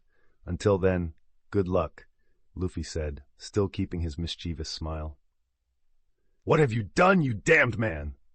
She shouted and tried to kick Luffy, but even without hockey, he defended himself, now that she couldn't use her power to turn him into stone. Come on, Hancock, you have to deal with the lions without using your fruit power. I'll train you, since you're so weak at the moment. Luffy mocked the arrogant woman at that moment. You? Hancock began to growl and started kicking Luffy, but he used his Moa Moa no Mi in defense and started to mock. This is a good massage, Hancock, he laughed. Increasingly frustrated, Hancock continued kicking the man as the lions approached. He looked at the relaxed man and had a gleam in her eye. Without Luffy being able to react, he felt something on his wrist. Luffy looked to the other side of the handcuff attached to his wrist. Hancock was smiling devilishly at him at that moment. Seeing that she couldn't deal with him, she thought to put him in the same situation as her by attaching the other part of the handcuff to his arm. She took advantage of Luffy's stun and kicked him. Now, without the effect of the Moa Moa no Mi, he felt the woman's strike. It seems you don't look so imposing anymore, do you? Hancock mocked, and Luffy, angered, kicked the Empress's behind as well, making her feel the pain too. You damned man! Hancock retaliated, hitting her sore buttocks with her free hand. As Hancock was about to kick Luffy, a huge shadow appeared above them, and a lion attacked. Without a choice, both jumped away, though in opposite directions, they still managed to escape. This isn't working. I'm taking these handcuffs off, Luffy commented, grabbing the keys and going to unlock the handcuffs. Seeing this, Hancock simply kicked Luffy's hand, making the handcuff fly. Why did you do that? Luffy growled at the woman. I thought you were going to train, but so pathetic that at a moment of weakness, you want to run? I expected more from the man who said he wanted to take down the world government. Hancock mocked deliciously. She wanted to find all reasons to belittle this damned man and found one at that moment. I swear I'll deal with you later, but don't interfere while I fight the lions, Luffy commented, turning his attention away from Hancock and towards the 3 lions growling at them, next to the lion turned into stone. Tsk! You think you can command this, Empress? Hancock mocked. With no other choice, both leaped side by side into the group of lions. They fought as they could, despite often hindering each other. They began to punch the lions with haki, and it didn't take long to leave the 3 animals lying on the ground. It seems we're done here. Let's get the key to get rid of this handcuff. If you want to train, you'll have one and I the other while we're apart, Luffy commented, turning back while Hancock just snorted. Hancock, Luffy commented, and the woman looked at him, seeing him pointing ahead.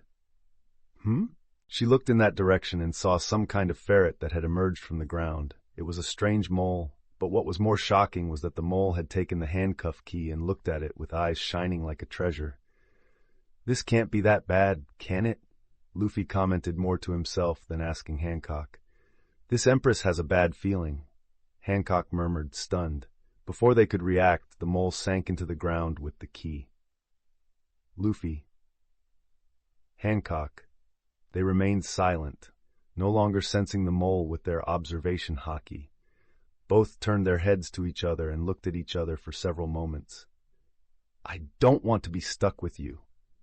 Sandersonia and Marigold, who were still approaching, worried about their sister, heard the shouts coming from afar, both from their sister and the man, and ran to see what was happening. When they arrived at the place, besides the lion turned into stone and another 3 lying on the ground, they saw a strange scene. Their sister was handcuffed with Luffy on the other side, and both were hitting each other in a kind of strange fight, since neither could move away from the other. This is your fault. Your fault. You kicked the key out of my hand. You should have taken care of the key. Me? Sorry, I'm stuck with the most arrogant woman I've ever met in my life. Says the most shameless man I've ever encountered. I should have turned you into stone. Try then, you damned Medusa. What's a Medusa? What are you calling me? It's a snake woman, like you, who's arrogant and narcissistic. What did you say, you idiot? Boom, boom, boom. Both sisters watched the fight as they entered the forest, hitting each other without them being able to react while they stood there. After 2 hours of traversing the island and hitting each other or any animal that appeared, they stopped. Great, now we're lost, Luffy commented, looking at their surroundings. Why do you look so beaten up? We can use Geppo. You know the technique as well, don't you? Hancock crossed her arms. Both were in dirty clothes. Luffy had left his cloak at the camp. His hunting attire was quite dirty and torn, while Hancock's dress was also torn from the fight. Try using it. Luffy challenged her, and Hancock looked at him like a hawk, trying to understand why this pirate was challenging her. She attempted to jump in the air but couldn't perform a second leap, which left her surprised. These chains are special. Didn't you notice how your haki diminished? Luffy remarked. He had bought chains that even reduced physical strength, which is why he received Hancock's attacks without doing anything before, just using the Moa Moa no Mi, since this woman could even defeat Yamato. He couldn't even access the store with the handcuffs on. So what do you plan to do, man? Hancock asked, dissatisfied. I don't know yet. Let's first find a place to sleep. Luffy said. The sun was already beginning to set, and Luffy doubted he would find the camp he set up during the night. This queen first needs to find a place to bathe. This empress refuses to sleep in this state, she declared with her usual arrogance. Luffy looked at her for a moment, already tired of her spiel. "Fine, let's find a place to bathe then," he said, and they began to walk through the forest as if they were holding hands. Sometime after fighting off some other nocturnal animals, they found a small lake and beat up the snake that inhabited the place for them to take over. "Finally something good after spending hours with this man," Hancock declared, taking off her clothes beside Luffy and entering the water. Luffy, who had to stay glued to this woman, also took off his clothes since he needed a bath and didn't want to wet his garments. "Did I give you permission to get naked in front of this beauty?" Hancock growled, seeing him remove his pants, but she couldn't help but look over his entire body out of curiosity, since she never saw a man with her hatred for them. "I don't care what you think. Just get in. I also want to bathe," Luffy commented, shrugging, leaving Hancock with a vein popping on her forehead. Both naked, they entered the water and sat next to each other, as there were no other choices. Luffy relaxed while Hancock began to scrub her body, her gaze drifting to Luffy now and then, as the pirate kept his eyes closed at that moment, ignoring Hancock. "This man, I'm naked with my breasts in front of him. Why doesn't he look at me like all men and turn to stone?" Hancock thought, dissatisfied. She began to seductively move her hands over her breasts while in front of the man. Luffy opened his eyes and saw Hancock teasing him. She gave him a seductive look, wanting to make this man fall like the others, while she moved her hands over her breasts and squeezed them. "They are beautiful.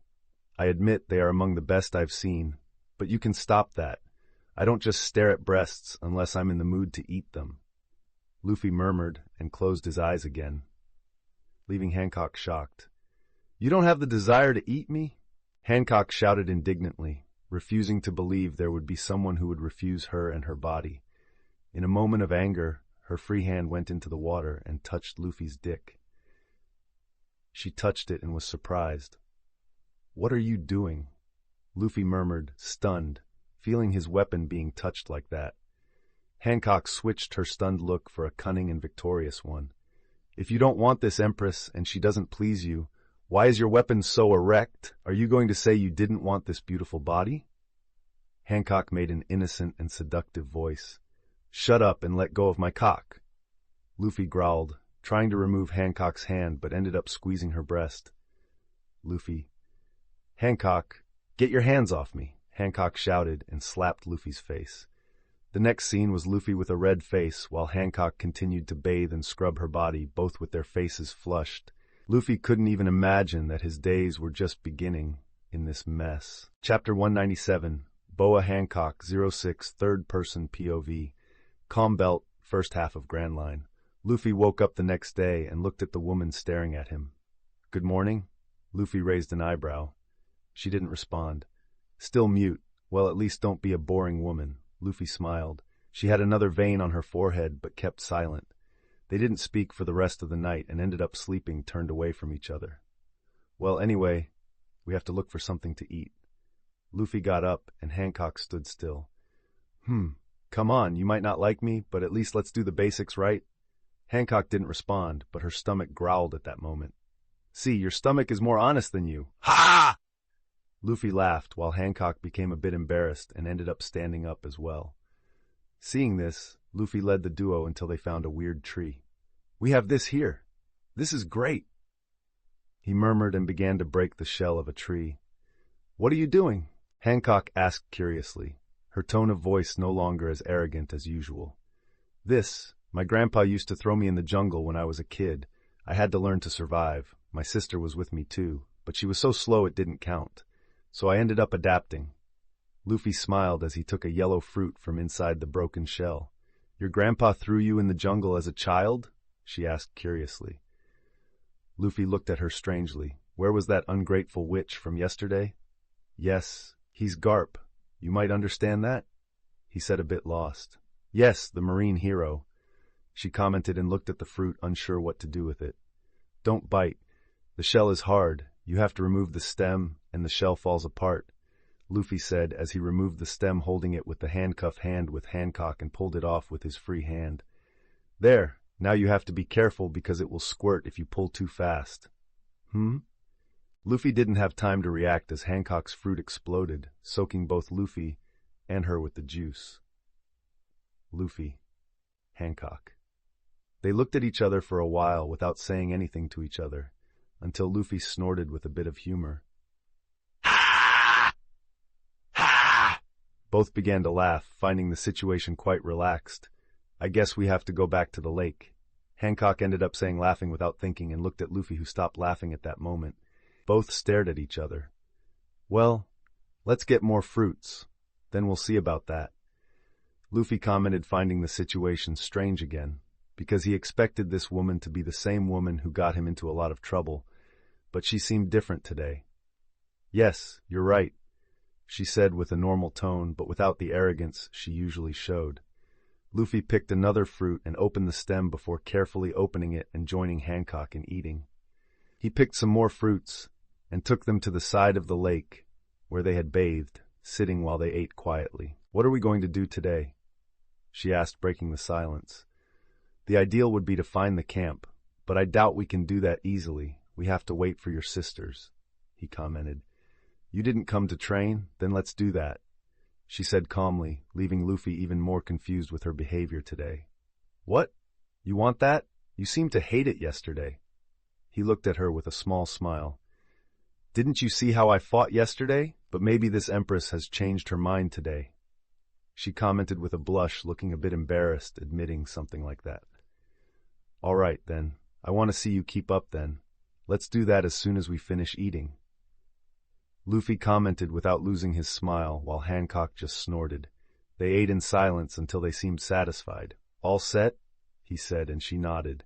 Luffy stood up, and Hancock accompanied him. They had clothes a bit torn, but they seemed relaxed while walking through the forest. Looks like we found some little friends, Luffy commented, looking at a spot full of gorillas. He looked at Hancock by his side and thought of something. How about seeing who can beat more of them? He suggested, and Hancock looked at him with a glint of challenge in her eyes. Do you think you can beat this empress? She commented with a small smile, accepting the challenge. Luffy didn't respond, and he simply took the initiative and ran, with Hancock not wanting to be left behind. The gorillas witnessed a strange scene of two humans running hand in hand as they approached, looking at them as prey. In the next moment, the area turned into chaos, with the gorillas enraged after being attacked by strangers. It was only after 2 hours of intense fighting that Luffy and Hancock stood in a field of knocked-out giant animals. 20, Luffy announced. 20. Hancock murmured, a bit dissatisfied. Looks like it's a tie. How about we move on to the next group of animals?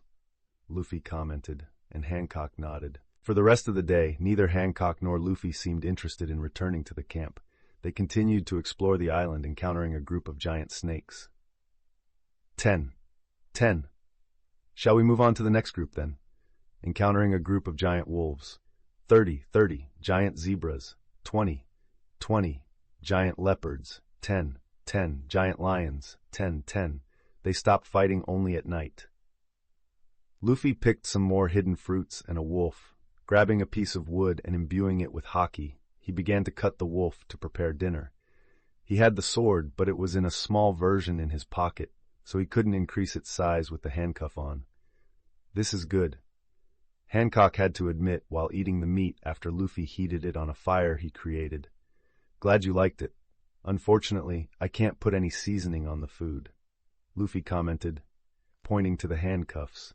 Yes, we'll have to stay like this a bit longer, Hancock commented, not seeming dissatisfied. She ate in silence next to Luffy, and as soon as she finished, she looked up at the starry sky in the middle of the forest. You know, my sisters also have the slave seal like me. Hancock spoke, and Luffy looked at her a bit surprised. Since he already knew this information, he didn't expect Hancock to take the initiative to tell him here. She stopped looking at the sky and looked at him. Can you really get rid of it for me and my sisters? She looked with a glimmer of hope. Luffy was silent for a while. Yes, as I said, I'll do exactly what I said, Luffy said confidently. Did you really kill 2 celestial dragons? She asked another question. Yes. But how? Doesn't the government know about this? How can they let you roam free? She asked, bewildered. It's hard to say, they must surely know, and I thought I would have the CPRO and other forces on my tail, but they are strangely quiet, Luffy commented, looking ahead, still unsure why the government hadn't sent major forces after him yet. Do you think you can survive? Yes, I would do something like that. It won't be the government that will stop my goal, which is to become the Emperor of the Sea. Luffy spoke with a sparkle in his eyes, something that caught Hancock's attention. Hancock looked at him for a while. Emperor of the Sea, she murmured before starting to laugh. Ha! You really are a fool, Monkey D. Luffy.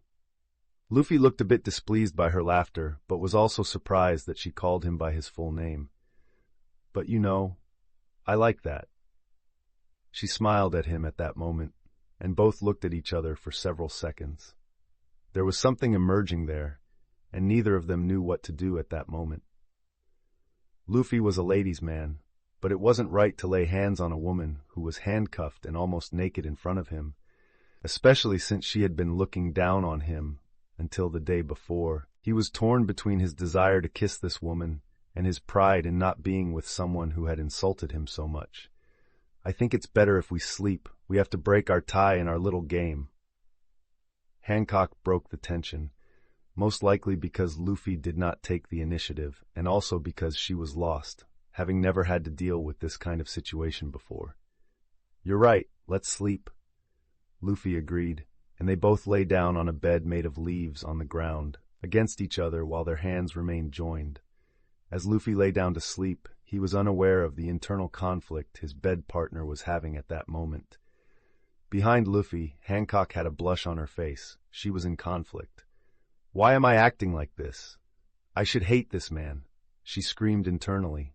But I've been like this since he touched me. I should be disgusted by that man, but my heart is racing and I can't stop thinking about him. Moreover, why can't I stay mad at him anymore? Did he do something to me? Yet I feel happy here. I should hate this place, being trapped with this pirate, but I seem so well. And now I'm believing his words, when he says he will remove my mark and my sister's. I feel I can trust him. I wish I knew what's happening. Hancock was making a series of inquiries about her situation, unaware that she was contracting the most fatal disease a queen of the Amazon lily could acquire. Perhaps it was Luffy's promise, perhaps because he was not enchanted by her beauty like all the others. Perhaps it was his strength, his conversation and ambitions, or even his beauty, because Hancock had to admit that Luffy was the most handsome man she had ever seen. But one thing was certain. Hancock had been struck by the arrow of love just one day after meeting this man, and her condition would only worsen being so close to the person her heart began to develop a passion for. Chapter 198, Boa Hancock 07, Third-Person POV, Calm Belt, First Half of Grand Line. Luffy and Hancock spent their days training, each day ending in a draw without Luffy being able to use his fruit to enhance his status. However, he was satisfied that his body was naturally as powerful as this Shichibukai's. Do you like these clothes? We now look like some kind of Adam and Eve, Luffy commented with a smile to the woman in front of him. Both were wearing garments made from trees, covering only their private parts. Adam and Eve? Hancock asked, unaware of whom Luffy was talking about.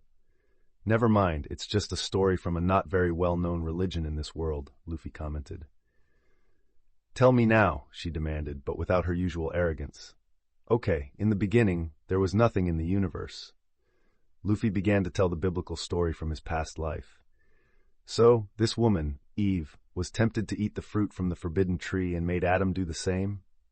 Hancock recounted the story as they walked together through the forest. Yes, and then they say sin came, and both Adam and Eve lost paradise with the wrath of God.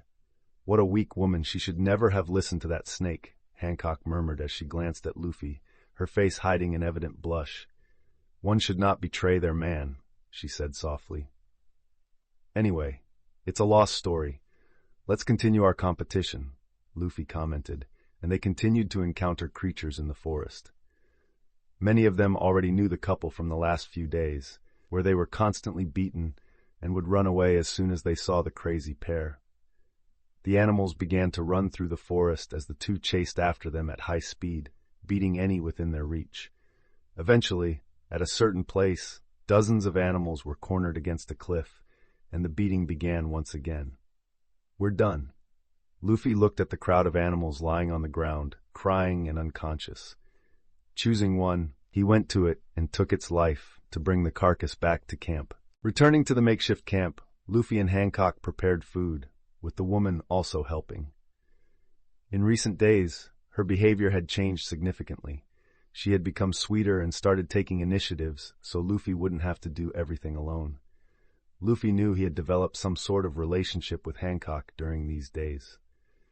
He wasn't foolish not to notice her looking at him often, as if trying to unravel a mystery. He tried to handle the situation without getting too involved, but lately it had been difficult, especially since he hadn't slept with anyone in almost 2 weeks. Hancock was a very attractive woman, fitting her title of the world's most beautiful woman, even though he had someone to place before her in terms of beauty. Not that he thought beauty was everything, because, of all the women, Robin was the one he felt most affectionate towards, if he excluded Lucy from the equation. Nonetheless, he would never deny any of them love and would do everything to make them happy by his side, trusting them all to be good wives and great mothers. "Here, why don't you try my broth?" Hancock approached with a broth she had created herself, quite haphazardly, based on what she had seen Luffy do. Luffy took it with a small smile and tasted it, while Hancock looked on with a gleam of expectation almost pressed against him. Luffy tasted it and nearly choked. "This is horrible," he screamed internally, his gaze shifting to Hancock, who looked at him expectantly.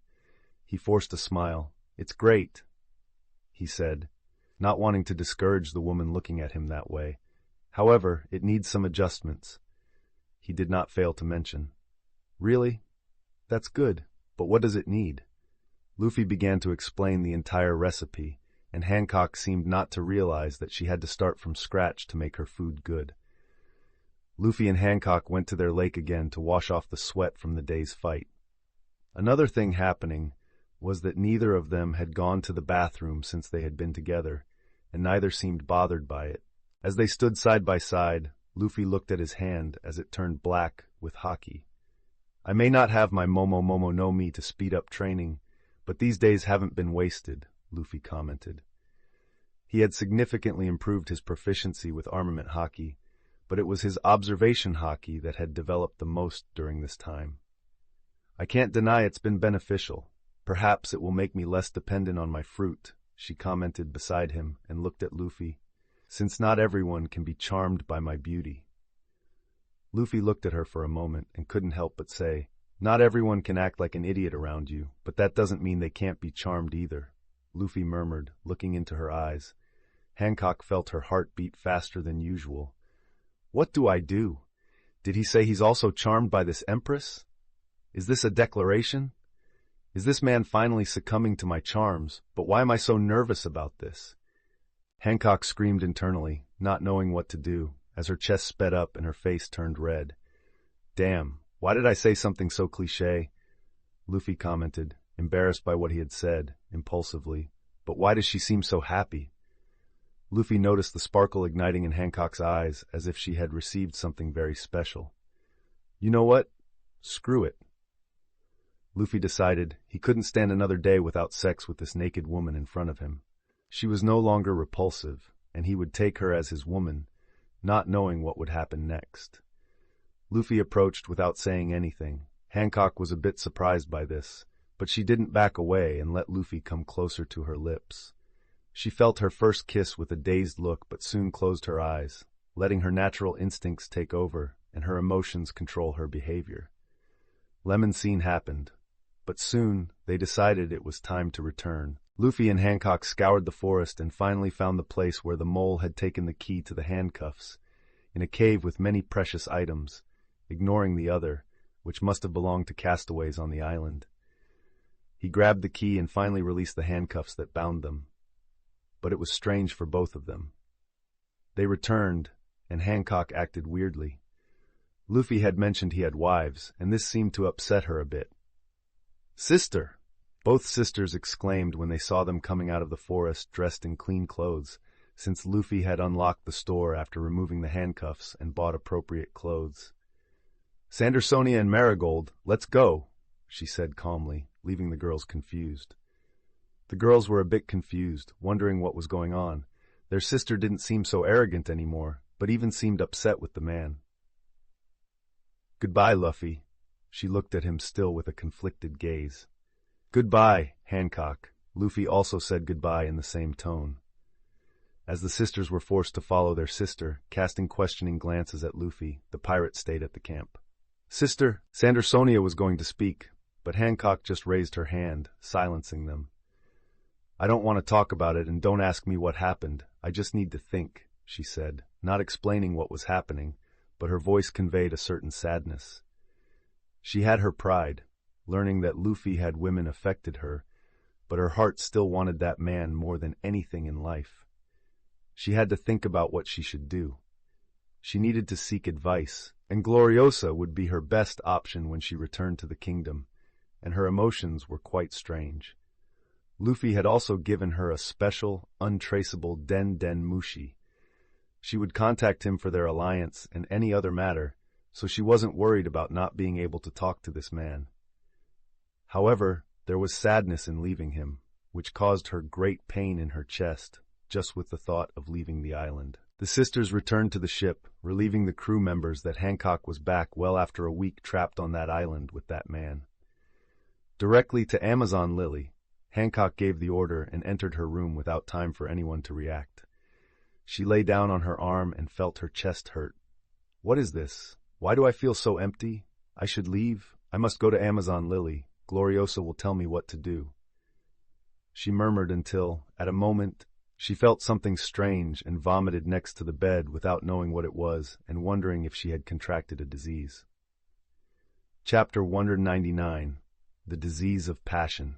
Third-person POV, Calm Belt. First half of Grand Line. "How strange. I hope things turn out well between us," Luffy commented, watching Hancock leave. He hadn't liked the woman much when he first met her, but ended up relating to her like any other woman. He knew she was upset because he said he had future wives and would stay with all of them. He knew this woman had her own pride and just hoped they would have the same kind of relationship once they saw each other again, after she had some time to think about their relationship beyond the already established alliance. Luffy went back to his torn pants he had brought from the forest, put his hand in his pocket, and began to take out things he had left there last week. He took his sword and put it on his waist. He hadn't tested Ace since he made Teach put a fruit in it. He also took out a cage and made it grow. In this small cage that turned into a prison, Doflamingo and Page 1 appeared in normal size, both looking thinner than usual. "Hello. Sorry I took so long. I was solving some problems. Any of you hungry?" Luffy smiled at the two men who stared back at him. Doflamingo didn't respond, just growled, seeing that his situation was not good. Page 1, on the other hand, seemed more affected. "You pirate! Big Sister and Boss Kaido won't let this go," Page 1 said, a bit frustrated. Luffy shrugged and threw a piece of meat to them. "Eat this. At least you won't die of hunger because of me," he said, going back to eating. "Mugiwara, you really aren't afraid of anyone, but if I say it's not just Kaido I have protection from."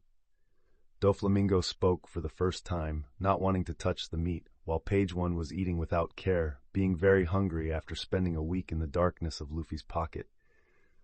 "Are you talking about your crew in Dressrosa or your connection to the Holy Land, former Tenryubito?" Luffy mocked, earning a raised eyebrow from Doflamingo. "Lami told you about this? My brother must have spoken to her," he commented. "Maybe, but I know you know a secret of the celestial dragons that can even make demands of the 5 elders. Wouldn't you like to share that with me?" Luffy looked at him and smiled, waiting for a positive response. "You can't be serious."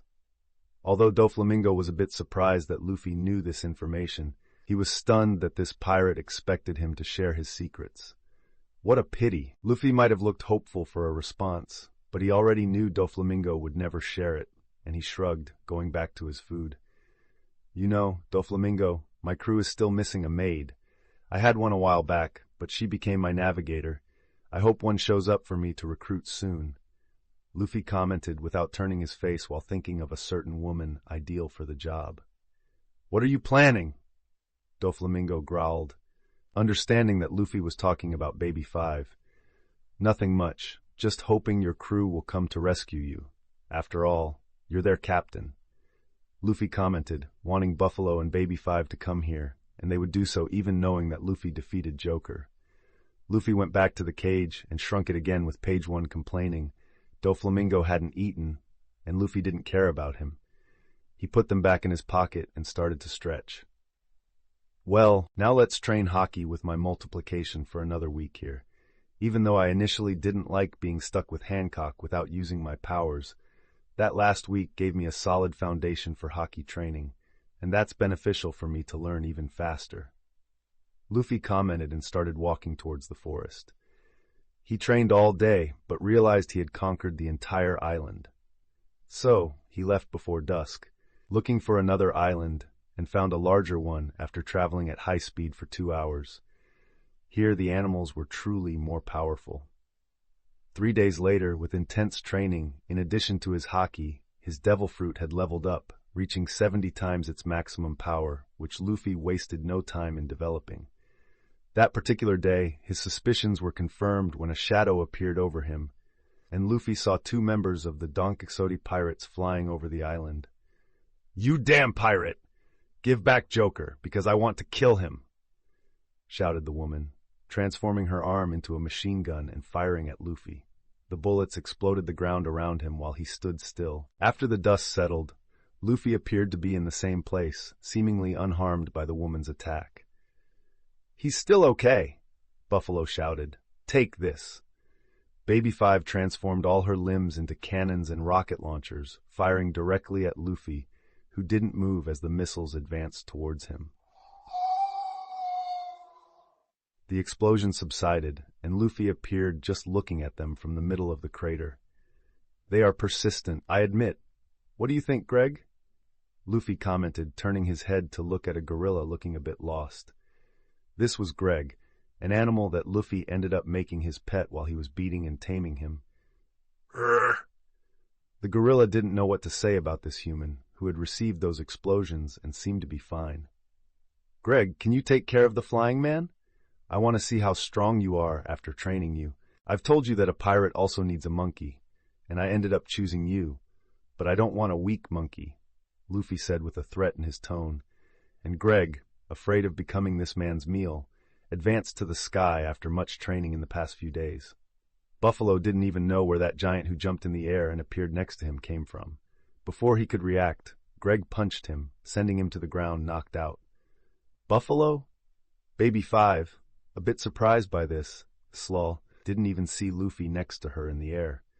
"I wouldn't be too worried about him," Luffy commented and smiled at the stunned woman. Luffy grabbed her by the waist and looked into her eyes before she could attack him. "I need you, Baby 5, he said, leaving the woman speechless. She looked at him for a while before asking, "You need me?" She was alarmed and happy at the same time. "Yes, I need a maid on my ship, and you are perfect," he said, and she quickly exclaimed, "Yes, you need me," she agreed quickly. "That's great." Luffy smiled at the woman, despite there being no system message that she had really joined his crew. Luffy landed on the ground, let go of the woman's waist, and went to where Buffalo had fallen, defeated by Greg. "You took too long to defeat him. I'm going to make you train 3 times harder." Luffy looked at him seriously. "Grrr!" Greg started crying, already imagining the hell his training would be in the coming days. Meanwhile, the Kuja pirates' ship finally arrived at Amazon Lily.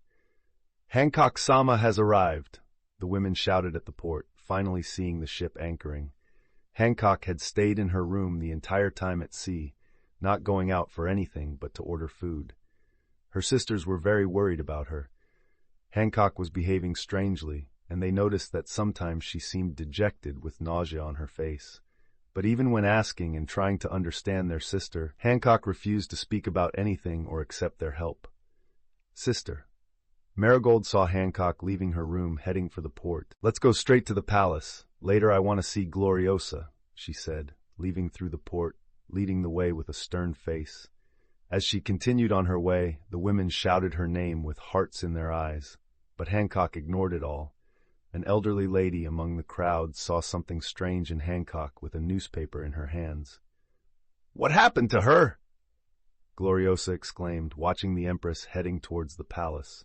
Hancock wasted no time taking a bath and locking herself in her room, lying on the bed still pondering over her experiences from the last week, the new experiences and emotions she had gone through. Why do I still think about that man? Why do I still wish I had stayed on that island with him? She murmured. Why do I miss him so much, and why does it hurt so much to be away from him? Hancock murmured, creating tears in her eyes. Her sadness and chest pain were quite intense as she thought about what she had lived through.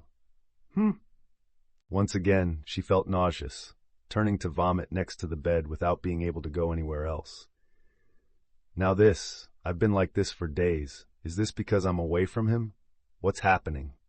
She murmured, and on the other side of the room, Hancock's sisters finally decided to call Gloriosa when night fell. Are you saying Hancock has been like this since she was chained to a man with a sea-stone cuff for a week in a forest? After fighting with the notorious Monkey D, Luffy, who is taking all the world's attention today? Gloriosa couldn't believe what she was hearing, shouting alarmed. First about the encounter between Luffy and the Kuja pirates in the Calm Belt. Second that Hancock, for some reason, spent days with this pirate alone in the forest and returned strange. Yes, Sandersonia commented, lost. We don't know what's happening with her. We are quite worried, and she has been having a lot of nausea. She must be sick. Marigold commented, Nausea, nausea? Gloriosa shouted alarmed while stuttering. Is it very serious, Gloriosa? Sandersonia asked, worried. Yes, it's very serious. Let me see her immediately, Gloriosa demanded, and they went to the bedroom door. Sister, Gloriosa is here to see you, Marigold said. Some other time. I'm not well enough to see her now later, Hancock said from the other side, but before Marigold could respond, the old lady jumped and kicked the door open forcefully. Hancock, Gloriosa announced her arrival. What do you want, you old woman? I said I would see you later, Hancock complained, but her voice was very weak. Hancock, your condition. She looked alarmed at the woman and saw the vomit by the side of the bed, leaving her trembling. I can't believe what I'm seeing, Gloriosa shouted alarmed, not knowing if what she was seeing and feeling was real or not. Hancock looked at her frustrated. She didn't want the old woman to see her in that state, but she realized she didn't know what to do, and with trembling hands clutching the sheet, struggling to breathe, tears began to run down her face. Her sisters entered and were stunned by Hancock's condition. They had never seen her so fragile since. Tell me then what's happening to me. What's wrong? Hancock exclaimed, crying. Hancock, what happened between you and that man on that island? Gloriosa asked, still dazed, but already knowing the answer to that. What do you mean what happened between the two, Gloriosa? Did that man do something wrong to the sister? Sandersonia and Marigold spoke with anger and concern. Hancock didn't respond. She didn't know what to say about her days, but ended up speaking without being able to control her voice. I spent the best days of my life, she said, hesitating, but when she said the last part, her face, even though still in tears, became radiant. There was a glow that none of those present had ever seen in Hancock before. Both Gloriosa and the sisters made comical faces when they heard this.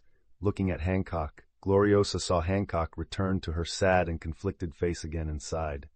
Hancock, you've contracted a unique illness and it could kill you, Gloriosa spoke softly, still lost. The elder sister could die? Marigold shouted, coming out of her daze. Yes, Hancock, you.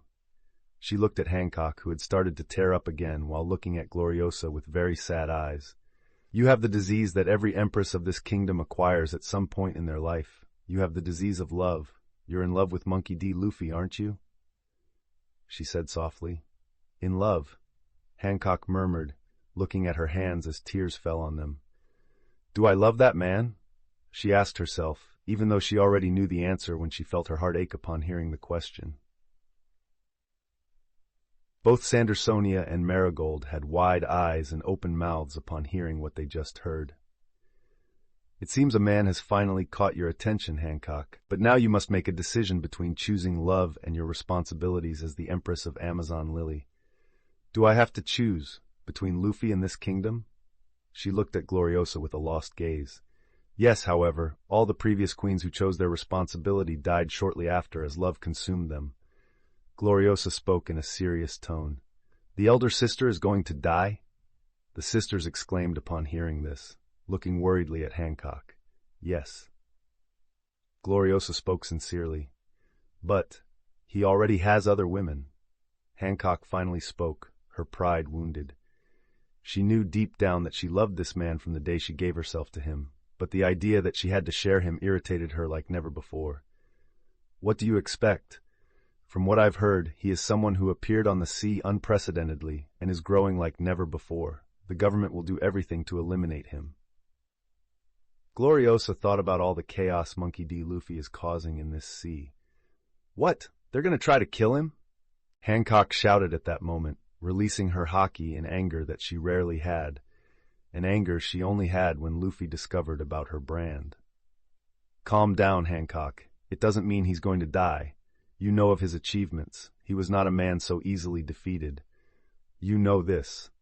Gloriosa shouted, fighting against Hancock's haki, as all the other women in the castle began to faint, because Hancock didn't control it. She just released it with her anger. But he's in danger, isn't he? Hancock asked, concerned. She really cared about Luffy's safety at that moment. See, Hancock, even though you still have your pride, you love him and care for him, Gloriosa commented. Hancock didn't respond. Even if you don't want to share him, you must make this decision. Decide to live with the man you love and his other wives, or live and even die with a wounded heart denying your love. But either way, you and he are already connected. Gloriosa commented seriously. What do you mean? Hancock looked at her and followed the old woman's gaze to her belly. Your nausea, it's not an illness. You are pregnant. There are 2 children growing in your womb at this moment. She finished serenely, feeling the lives forming with her observation haki. Marigold. Sandersonia. The 2 sisters had comic eyes with huge mouths at that moment, while Gloriosa closed her eyes and crossed her arms. I'm pregnant. Hancock looked at her stomach while placing her delicate hand over her skin. Wow! The scream was collective as everyone in Amazon Lily heard. Chapter 200. Marriage, Baby 5, Foxy Third-Person POV, Calm Belt, First Half of Grand Line. In a bar on a part of the Sabodi archipelago, a bar dawned quiet with only 2 people inside before the establishment opened. I don't know why, but I feel like my day is going to change in the next few minutes. Rayleigh commented while drinking his first bottle of alcohol of the day. You're always so pessimistic. Shakuyaku commented beside him. Anyway, just as Rayleigh was about to comment, the Den Den Mushi behind the bar counter began to ring. Gloriosa? Shakuyaku asked, looking at the Den Den Mushi. Gotcha. As soon as the signal went off, Gloriosa spoke from the other side. Shakuyaku, is that you? She asked with a tone that was uncommon for the lady to speak. Yes, what's up? Did something happen? Shakuyaku asked, and Rayleigh stopped drinking to listen to what seemed urgent. Listen, something happened. Something big, the woman said. What happened? Shakuyaku asked, raising an eyebrow. Listen, Hancock is pregnant with twins, Gloriosa exclaimed. Shakuyaku. Rayleigh, a silence settled in the bar at that moment. Can you repeat that? I think I didn't understand. Shakuyaku had to ask again. She's pregnant by the pirate monkey D. Luffy, I don't know many details, but they were stranded on an island for a week. That was the result, Gloriosa exclaimed. Shakuyaku. Rayleigh began to laugh upon hearing this. How is that possible? That woman hates men, Shakuyaku asked with a quite surprised tone. Like I said, I don't know the details, but that's what happened, and Hancock is freaking out here. Gloriosa said. What? What are you doing? Where's the father? The woman exclaimed. The father doesn't even know Hancock is pregnant. He's somewhere in the calm belt from what they told me. But let me tell you what happened with Hancock. Start of the flashback. I'm pregnant? Hancock murmured, looking at her belly as she touched it after hearing the news. Sister. Marigold was dazed beside her brother. Leave me, Hancock immediately shouted. She wanted to be alone after learning about this. But sister, her other sister was going to speak. Just leave me. I want to be alone. We'll talk tomorrow, Hancock exclaimed, and the 2 sisters, along with Gloriosa, had to leave the room. Gloriosa ended up staying in the castle that night and waited until the morning, when Hancock finally came out of the room. The woman walked with closed eyes and sat in front of her sisters and the lady. "I've made up my mind." She spoke still with her eyes closed. The other three women swallowed hard, waiting for the pirate empress to speak. "We will continue with an alliance with the Monkey D. Luffy pirates, and as with any alliance, the best way to cement it is with a marriage." She opened her eyes, and Hancock spoke with a tone never heard before, and her face looked like a girl in love. As she placed her hand on her cheek, saying the possible names of her daughters, since all the women of Amazon Lily give birth to girls. All three women listening to this and seeing how Hancock acted were shocked. "That's what happened," Gloriosa commented on the Den Den Mushi. "Well, that's quite unexpected," Shakuyaku said, a bit lost. "It seems they formed an alliance. This is very interesting." "Who would have thought the boy would even charm that woman? And it looks like he already has Kaido's daughter." Rayleigh seemed in good spirits. His intuition was right, but his day got better and not worse with this. "What is she trying to do now?" Shakuyaku asked. "Well, she is." Gloriosa spoke cautiously, because on her side, the sisters were holding Hancock back as she tried to reach the Den Den Mushi in front of her. "Stop, sister. He must be busy," Marigold pleaded. "No, I need to talk to him. If he doesn't want this empress, why doesn't he answer the phone? Did I do something wrong and he's mad? This empress should not have left him. And if he doesn't want to marry me, our children cannot be bastards." Hancock spoke like a girl while trying to call Luffy, but he wasn't answering. Meanwhile, on an island in the Calm Belt, Luffy had no idea how his life would be turned upside down upon learning he became a father. But as he was oblivious to this fact, he was sitting at his camp eating and reading, while a woman dressed as a maid fanned him. "My maid, can you put away this coffee cup?" Luffy casually asked. "Of course, Master Luffy," she said excitedly as Luffy needed her.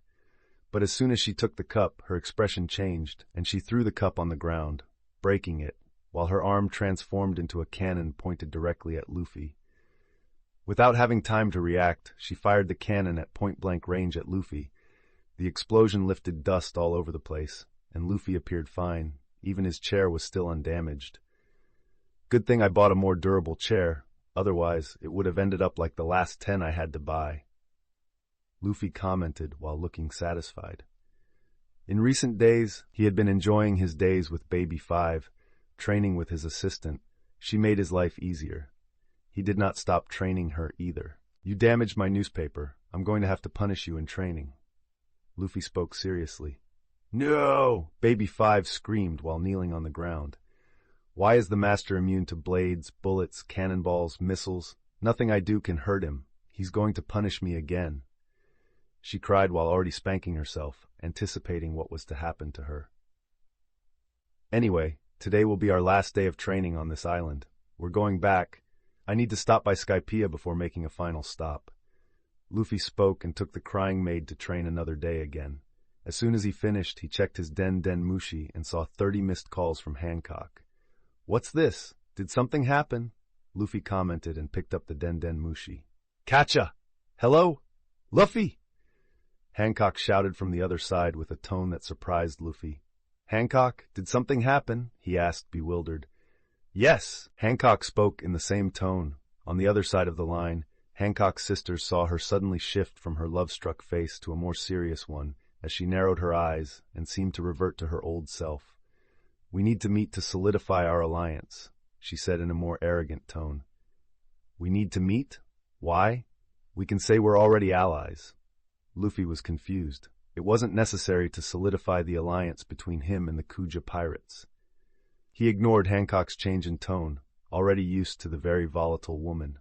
"No, we need to meet." She was firm. "All right, but let me finish some business. We'll meet as soon as I'm done with everything." Luffy spoke. "Okay, until our meeting." Hancock spoke in an arrogant tone, and Luffy hung up the Den Den Mushi. As soon as the Den Den Mushi was hung up in the castle on Amazon Lily, the onlookers looked at Hancock unsure of what to say with her strange behavior. "Gloriosa, Marigold, Sandersonia," he agreed. "Does this mean we're going to get married at our meeting?"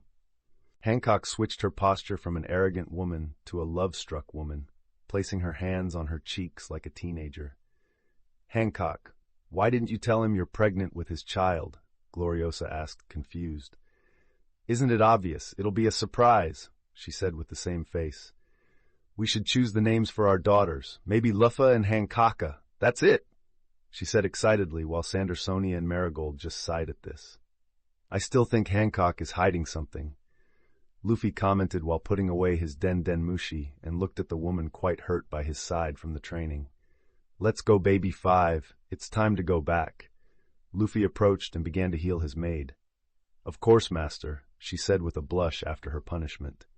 Luffy then left the island. He had to return to Skypiea before doing something big, as he needed Bepo for this.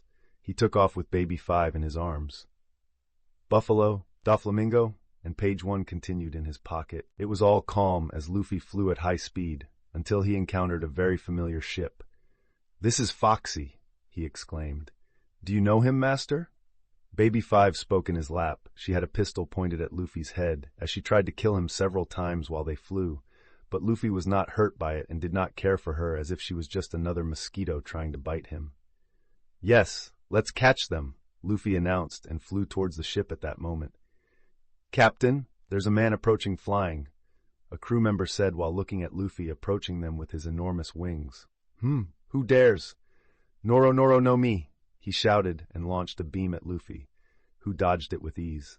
How aggressive, let's finish this quickly, Luffy commented before releasing his new level of Conqueror's Haki that he managed to achieve in the last few days. The explosion made everyone, even Foxy, fall to the ground unconscious. Amazing. Baby 5 couldn't help but comment from the side. That was pretty easy, Luffy said, satisfied with his new power. He approached the ship and shrunk it to a small size to fit in his pocket. Great. Foxy will be a good addition to the fleet, Luffy commented and went back to flying. They didn't take long to finally spot the Sky Island. Let's go, maid. Let's meet our crew. Luffy spoke satisfactorily as he looked at the island in the distance with some colossal creatures fighting one another. What are those monsters? Baby 5 exclaimed. Luffy? Yamato approached excitedly and looked at Baby 5. Who is this woman? Hello, Yamato. Let's have a feast. My coming here is brief. I need to return. I'm placing a new crew I recruited and our ship's maid here.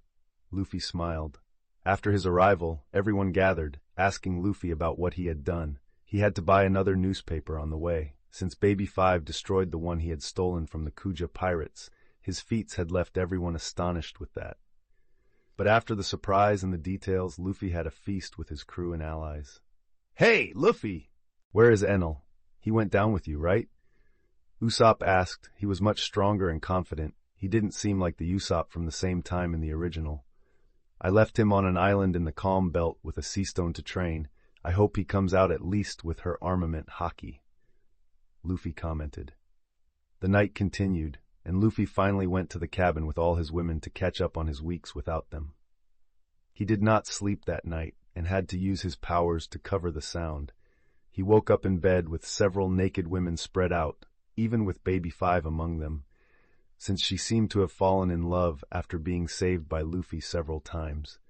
But that didn't stop her from trying to kill him at times. Luffy had breakfast with his crew and made another announcement. I'm leaving for a few days. We'll return as soon as I finish our last things, and you should continue training, Luffy declared. He left Foxy and Baby 5 for his crew to take care of them. Now I will take one of you with me. Luffy spoke again, and while everyone was confused, he picked up Beppo, who was scared by the captain, and flew into the sky. I'm taking Bepo with me because I'm going to need him. See you in a week, Luffy announced and cut through the clouds again as Bepo screamed in fear of the height, and the speed of Luffy increased by 70 times. Luffy had a goal at this moment, the Fua Fua no Mi,